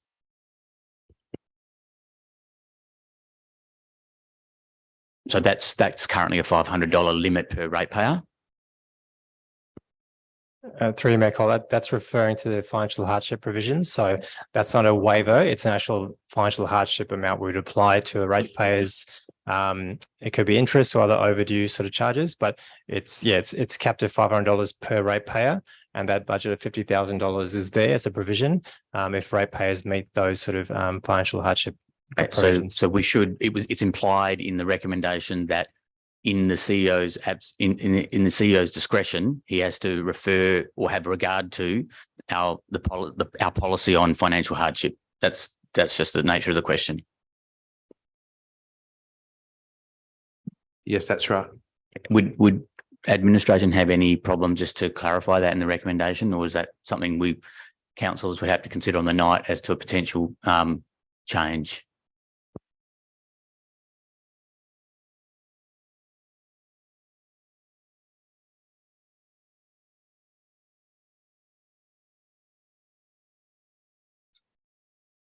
Through Mayor Cole, we'll check the language on that, and we can, if it needs improvement, we can make those amendments. Just in relation to recommendation 9, I'm almost done. In relation to recommendation 9, what is the current estimated balance of the Tamala Park Reserve? Councillor Plow, this is all clearly outlined in the report. There's a whole section on reserves, and it talks about what the reserve amount is this year, what it is next year, what it is over the horizon of the long-term financial plan. So I missed it. So if it's just that you're asking a lot of questions, and when it's outlined in the report, sure, okay, I'll withdraw the question, Mayor. It's fine. No, I'm just pointing out to you that information is very clearly in the report. Sure, I'm sure a lot of questions that are asked in the chamber perhaps are answered in the documents, but there's a lot of pages, and that's fine. I'll withdraw the question. No, the question can be answered. I'm just making the point that through Mayor Cole, in the attachment on reserves, Tamala Park land sales reserves currently sitting at $3,273,250. Then there was the proposed transfer to reserves of $1,666,666. And then that's all outlined on attachment 4 in terms of the city's reserve levels about what's being proposed for the closing balance for 2024 for that reserve. Given the recommendation is proposing a change in the description of what the reserve would be used for, what the funds would be used for, can I just understand what the permitted purpose of the Tamala Park land sale reserve is now, currently? Through Mayor Cole, so the Tamala Park reserve is essentially, it's not related to city functions, it's extraordinary investment income from the city's shareholding in Tamala Park. And it's always been the case, and it's what we've wanted to embed in the long-term financial plan, that reserve was only to be used in extraordinary circumstances for major projects or to deal with a financial shock or an unforeseen financial shock.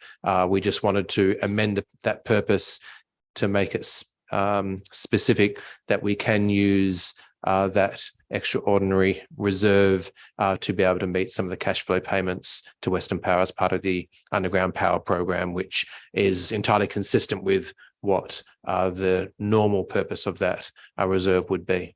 Okay, I think you've answered my next question, but for clarity, I'll ask it.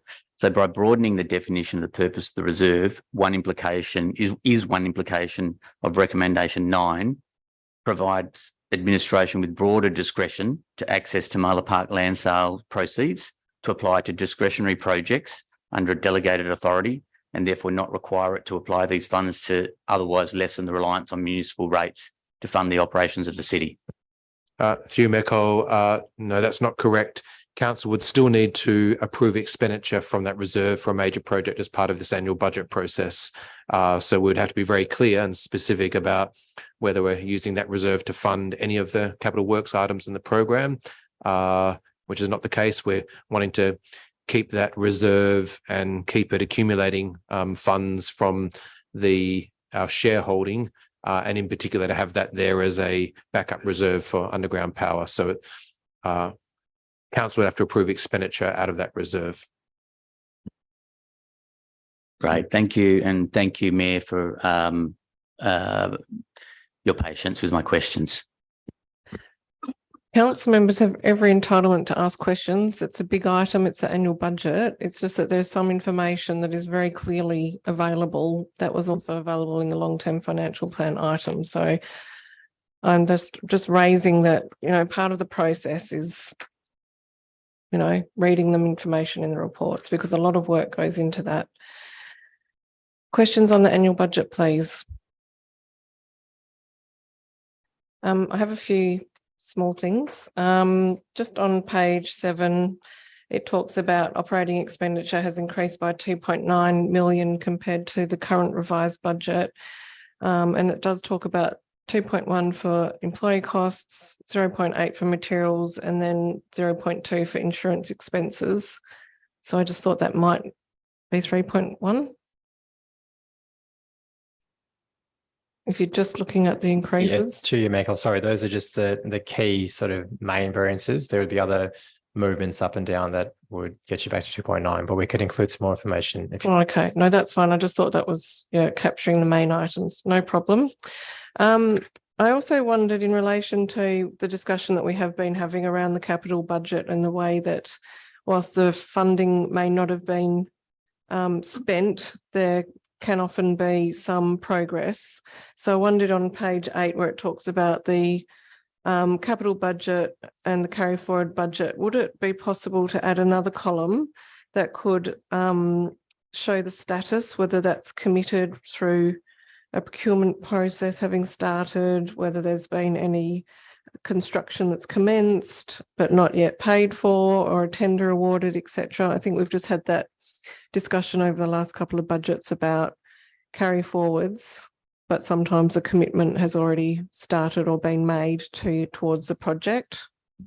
Yes, Michael, in the normal monthly reports for the capital works, we now have an 8-step key about the status of each of those items, so we can add that status report against each of those items, whether it's in the planning, design, procurement phase.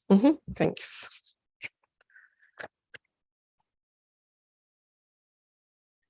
Just in the fees and charges on page 5, it talks about Barley Street car park having first hour, $1 for the first hour this financial year.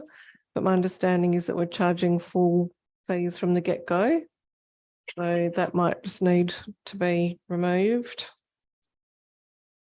Through Mayor Cole, that was part of the recommendation from the draft Mount Lawley precinct plan, which our consultants put together to essentially try to standardize the pricing.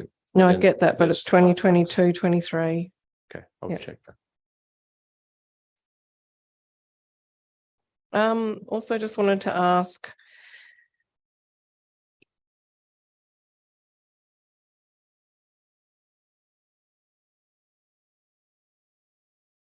what would be the budget impact if we weren't to increase the Leederville car park fee by 10 cents an hour? that one's for on notice. Don't expect you to know that off the top of your head. Through Mayor Cole, I think the proposal was to add 10 cents to curbside and Leederville car park. That was a little bit over $100,000, I think I recall correctly. Yeah, I'm just interested in the car park component. Thank you. That was all. Councillors, any questions on the annual budget? Councillor Gontaszewski. This is just in terms of the kind of the messaging that's used, just to clarify my understanding that whilst we have a 4.5% increase in the overall collection of rates within the city because of the GRV revaluation, the rate in the dollar for individual properties has gone down from 85 to 75. Just, I guess, question in terms of, so that for individual ratepayers, if the value of their property has remained the same, we've talked about what a 4.5% rate increase would look like. But sorry if I've missed it, but if the value of your property has remained the same, what does this reduction in GRV look like for the average, GRV? Through your Mayor Cole. So yeah, based on a median residential GRV of 20,800, it would be $1.30 a week or $67 a year increase at the 4.5%. But if they're right in the dollar, so if the rate in the dollar for a $20,000 GRV has gone from 85 to 75 and the property itself has not increased in value, what happens to that individual property? My understanding is that we collect 4.5% more rates from the community, but that is in effect largely driven by the growth in GRV of the properties in Vincent. So the value of your property is increasing, and that's why you're potentially paying more rates, not because the City of Vincent is charging a higher rate in the dollar to each individual property. Is that correct? Yes, that's correct. So essentially overall residential GRVs have gone up about 20%. So it will come down to how much their GRV has moved relative to that 20% increase, whether they pay a bit more or a bit less than the 4.5%. So I'll do the math myself, but it'd be really interesting. Just in the report, we're talking about what would happen if your property value had gone up by 4.5%, in effect, like what you would pay. But what I'm asking is for an average GRV last year versus this year, if your property value hasn't increased, so you haven't received any additional benefit to the asset that you own, so your property values remained the same, what the average rates would be if you were on an average GRV. Through your Mayor Cole, we'll include in the briefing notes. I'm pretty sure we had a similar analysis done at the last GRV. So that was an interesting exercise. Okay, any questions on the annual budget? Okay, well then moving on to item 7.6, underground power financial model. Questions on this item? Councillor Castle. Thank you, Mayor. Just wondering if it's indicated in the report, if you could point it out to me, do we have an idea of what the proposed interest rate will be for those who elect the 4-year payment plan? Through your Mayor Cole, it'll be subject to Treasury rates at the time. So they're probably sitting around the 5% mark at the moment, plus some sort of guarantee fees, which Treasury put on top of that. So, but it's hard to say. It'll just be subject to the loans, which are probably more than a year away at this stage as well. So perhaps that can be outlined in the report, even if you're not comfortable putting a number on it, that it is pegged to the Treasury rates and that it's cost recovery. I just also had some questions about the table on page 3 that has indicative average charges of between 3,000 and 9,000. And then the median rates based on that median GRV. Then an indication of the annual cost, including rates if you paid upfront or over the 4 years. And I'm just trying to understand why the upfront is 4,700 to 10,700, but the 4-year is 2,500 to 4,000. Does that indicate that instead of that you're paying $10,000 for your underground power, or am I not reading that correctly?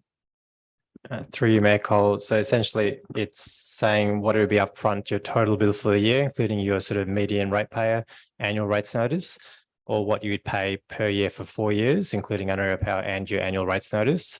That would be like for like. So you'd either pay between 4,700 and 10,700 up in one go in 1 year, or if you had a 4-year option, you'd pay between 2,500 and 4,000 per year for 4 years. And that would cover everything, including your annual rates notice as for a median residential ratepayer, as well as your underground power service charge. Okay. But if your median rates is roughly $1,500 and your indicative charge is $3,000, then you're paying, right, so you're effectively paying $4,000 for a $3,000 service charge on those very rough figures. Is that correct? Because you're paying an extra $1,000 a year. Yep. Okay. Thank you. Councillor Hallett. I know this is about the financial model, but just wondering whether it would be useful to have the map in there color coded against the table on page 2, just so people get a sense of which one might be relevant to them. Through Mayor Cole, we'll include that in the updated report.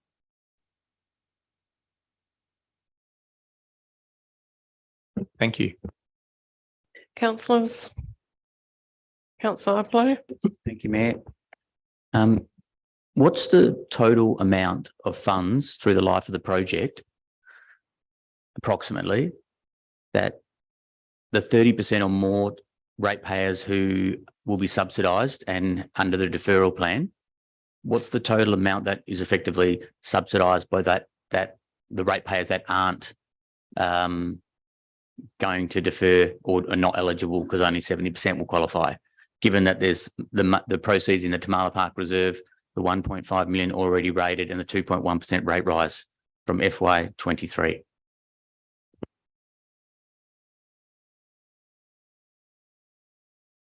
Through you, Mayor Cole. So no one's subsidising anyone. They're just essentially reserves used there to facilitate cash flow payments for those if we can't borrow enough to essentially provide those 4-year paybacks. So no one's getting subsidised. The funds will then be returned back into reserve and be available at a later date. So what we have said is the underground power reserve, as per the mid-year budget review number, was 2.3 million.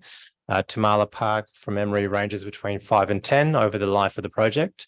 So what we're saying is those reserves are available to manage cash flows in the event that we don't have enough to provide those payback periods. But those funds will not be subsidising anyone. They will be returned into the reserve and used for a project at a later date.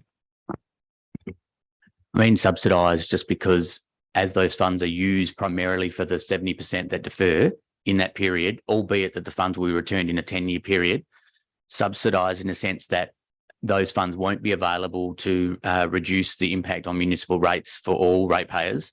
And so from that perspective, that's what I'm just clarifying. That's what I mean by subsidised. So it's about 13. The 13 million is your answer.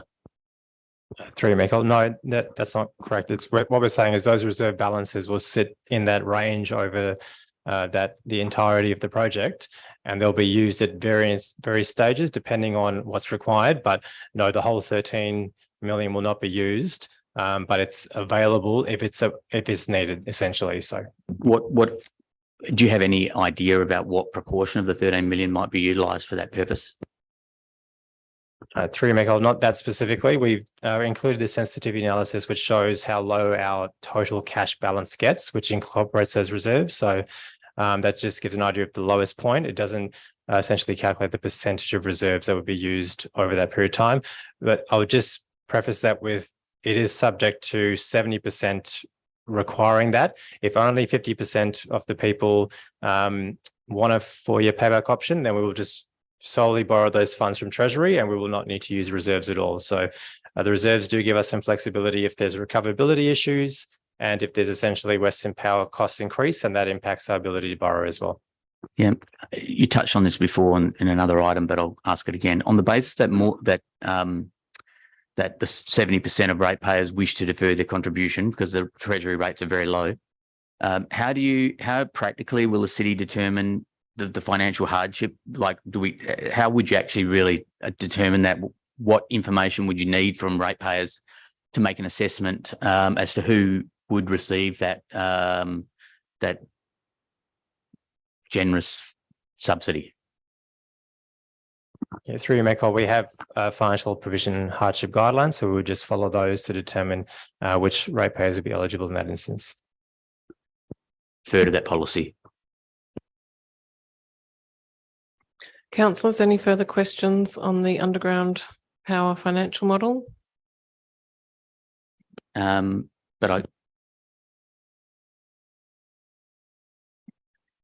Anyone? I have a question and then I'll come back to you, Councillor Apollo. I just wanted to ask in relation to clause 1.5 of the recommendation. It says properties will be levied a service charge based on the total cost of their specific project area. Just thought that given that Western Power is going to be made, you know, that's really talking about their portion of the cost, not the total project if we're talking about Western Powers. So I thought that might just need a clarification. Through your call, yes. So the intention there is to say we're not averaging across multiple projects, but we'll tie it up a bit so it's a bit more clear. Thank you. Councillor Apollo. Thank you. Is there any difference in recoverability risk of the deferred contribution versus our annual rates? Through your call, so essentially if the underground power service charges are rated with the annual rates notice, then it'll still be a secure charge over the land and there's no further risk to the city.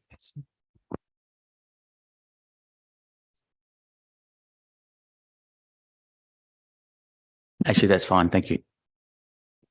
Councillors, anything further on underground power? Okay, thank you. We've dealt with event sponsorship. So I don't know if you want to stay on the theme and go to the corporate business plan. When we're talking about the IPRR framework.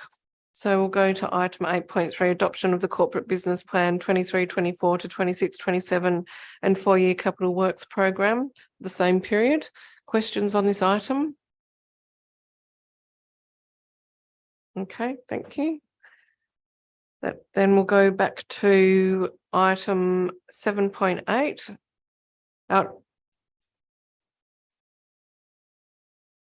Yeah, we haven't done with 7.1, 7.2 or 7.3 either. Okay, so we'll go to item 6.1, unrecoverable parking infringement write-offs. Any questions, Councillor Castle?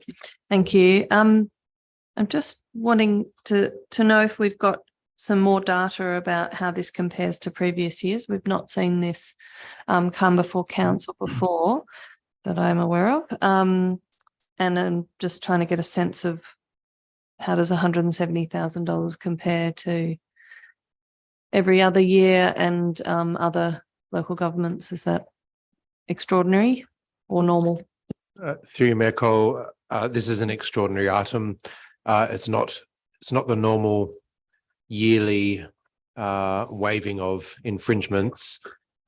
These relate to infringements lodged with the FIR way back from 2016 and multiple years until I think 2016 to 2022 that have been returned to us saying they're unrecoverable. So it's a omnibus return of infringements which for the reasons listed are considered unrecoverable. So it doesn't relate to a normal yearly waiving of fees for our normal reasons. Okay, so we wouldn't expect to see this again for a number of years. And just a question as to how this is being accounted for in the budget. I'm presuming this was not foreseen. Through Michael, they should all be accounted for in FY23 already. Councillors, write-offs. Councillor Apollo. Thank you. Is there any mitigating measures that we propose to impose to decrease the enforceability of collection going forward. I notice that our coordinator of Ranger Services, Chris Dixon, is here. Chris, would you like to take that question? Yes. Could you repeat that again, Councillor Pollitt? Is there any mitigating measures that administration is proposing to decrease the enforceability of collections going forward? We can monitor them to a certain degree, but really it's part of the fines enforcement's policy for how they write them off. For example, if offender is deceased, there's not much they can follow up, or if a company is deregistered, or if a case goes for a certain length of time, over 4 years or 8 years. That's a lot of it is really out of our control to try and rectify. So we're really bounded by what the fines enforcement policy is with that regard. So you would be correct then, it's not a once-off. These things could reoccur because it's, even though some of them are really old, dating back to 2016, and this is a bit of a clear out, it can occur again, and we don't have any definitive learnings to stop this from happening in future. Through the chair, not that we can control, but also taking into account that a lot of these infringements were lodged during the COVID period. So for those, that could have been a contributing factor to why it was so high for this particular period. But yeah, it is a chance that it could be around that mark, but doubtful. Councillors, any further questions? Thank you, Chris. Okay, we'll move on. Thanks, Chris, for attending. Appreciate that. Item 7.1, financial statements as at the 30th of April 23. Any questions? 7.2, authorisation of expenditure for the period 1st to 30th of April 23. Any questions? And 7.3, investment report as at 30th of April 2023. Any questions? Okay. 7.8, outcome of advertising and adoption of purchasing policy. Any questions? 7.9, proposal to hold events at Leederville Oval. Any questions? Councillor Gontaszewski. Less a question and more that in this report, doesn't everybody like how in the risk section it sets out some of the risks and benefits? And I just wondered if, to build on that in terms of some of the implications where there's potential mitigations, it could be linked to that. So my understanding, if I was to go to the risk around noise complaints from nearby residents, I understand that there's going to be a requirement in relation to compliance with the noise regulations, but what are the other elements of this particular arrangements that might be proposed to mitigate risk of complaints? For example, notification, so people know what's going on and therefore they're not complaining when something happens. Yes, through Mayor Cole, we can include the mitigation measures in there in relation to that specific query. You're correct, notification will be required. Modelling will be required. The risk will still be there. So there's still a chance. Well, we're quite confident that there will be issues to start with because it's new. But we are, in our experience, we've seen that we respond to the issues that are created and address those. So we can put, and then as a result, the issues decrease and we'll put an explanation of that in the report. That's a good idea. Thank you. But yes, often, not to make a statement, but often in the risk management implications, they're quite bare, and this was quite good because it actually did set out both sides of things. So it's not a criticism, it's just to say building on what's there would be great.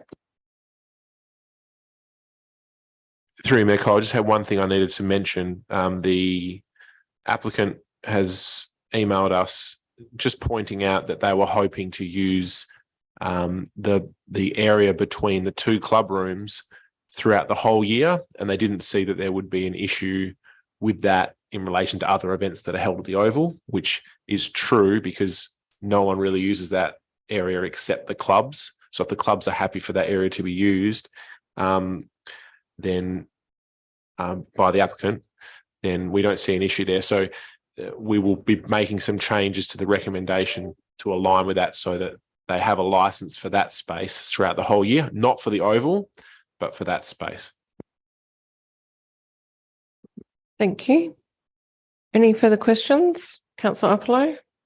Thank you, Mayor. Just from a governance perspective, just to cross this off, is any part of the licensed area, the grant of the license, cover the business of the LECC or the administration building, just in relation to a future potential disclosure of proximity interest? Through Mayor Cole, no. Thank you. Councillors? Just want to pick up on the recommendation. It was great to see the public health plan referenced and that the queries council had around the types of events has been raised there. So thank you for that. Okay, any further questions? No, okay. Next item is 8.1, annual review of council delegations. Any questions on this item?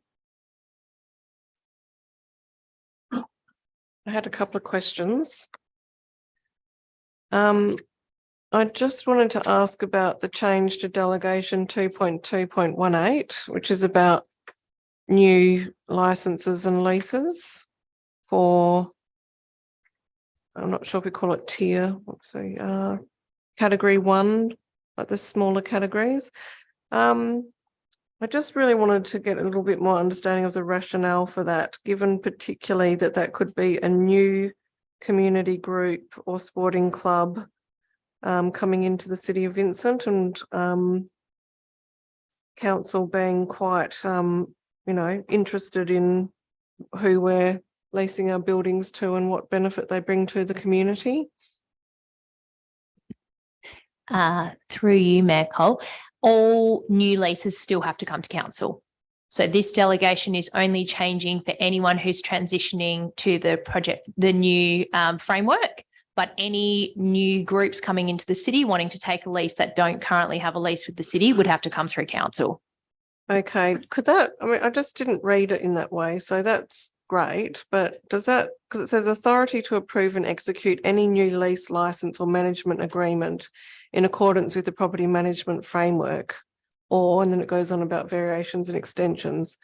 So that wording there doesn't seem to say not for new community groups or sporting clubs, but where they're transitioning from an old lease into a new lease in accordance with the framework. That's on page 35. So that to me reads as council administration, there could be a new community group called We Like Nuclear Weapons. Thank you, Councillor Gontaszewski. And administration could go, okay, well, that might meet our sustainability principles. So you can go and meet at Robertson Park, and council might have a different view. Through the chair, I'll provide some information in the briefing notes, because my understanding is that the delegation didn't extend to that, but I'm reading it and I agree, it does seem to say that, but I'm confident that there is a provision in the previous council decision that doesn't allow for that. So we will clarify. Okay, thank you. And I was intrigued earlier this year when I found out that administration had the delegation to put in place resident-only parking restrictions, and it's not coming up as a new delegation, but I'd also just like some information around that. To you, Merkel, we can Happy for provide that to be advice taken in the on briefing notice. notes. Yep. I think it's always been the practice. I have to check what the delegation is. It has just been our practice to bring any changes to council if we thought there was going to be strong community interest. Well, I'd really like some clarity on that, because my view is that that should be a council decision. Sorry, that was debating. My apologies. Not leading by example. Okay. Yeah, happy for that to be taken on notice. Any other questions on delegations? Okay. 8.2, outcome of advertising and adoption of amendments to legal representation for council members and employees policy. Any questions? Councillor Iplow. I'm happy to take this on notice, but could I get an explanation of the purpose and intent of paragraph 2.2? What does paragraph 2.2 say?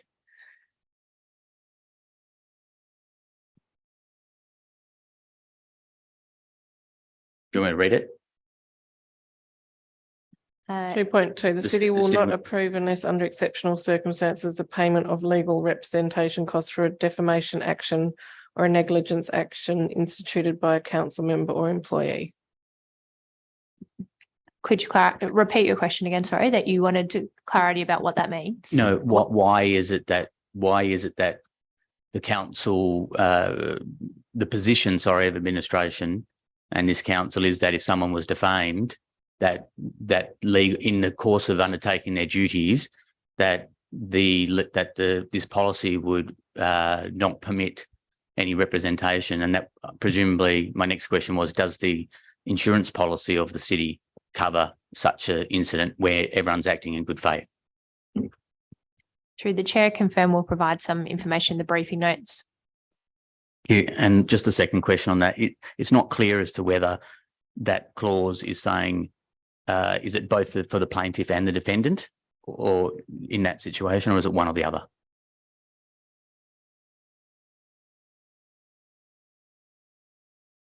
Through Mayor Cole, the way it's reading is that the defamation action is instituted by a council member or employee. No, it says instituted. So it would be brought by the council member or employee.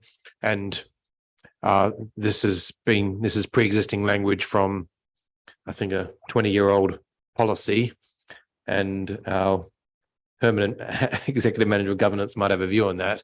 I think the language probably is just trying not to encourage anyone, a council member or staff member, to go about instituting defamation actions, which results in hundreds of thousands of dollars or millions of dollars of legal expenses for ratepayers. So just to clarify then, when you come back, is it the plaintiff and the defendant? Because it doesn't, even though you've described what instituted means, it's still not clear to me. Through Mayor Cole, I think the policy in general is about an action. The policy in general is about an action being brought against a council member or a staff member. 2.2 is where the council member or employee initiates the action.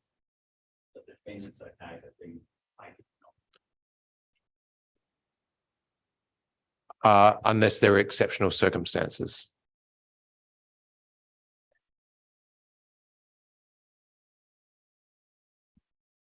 Councillors, any further questions? Okay, moving on then to, that was our last item other than confidential. So yes, we did do that first. Very unusual. We dealt with the info bulletin as number one. We will have to end the live stream this evening because we have just one more item to deal with this evening, which is, I'll just read it out what the item is. It is 11.1, appointment of Executive Director, Infrastructure and Environment 2023. So given that's a confidential matter, we will end the live stream. So thank you for those who have joined us this evening. And we will have to move behind closed doors to have questions on that item. Thanks, everyone.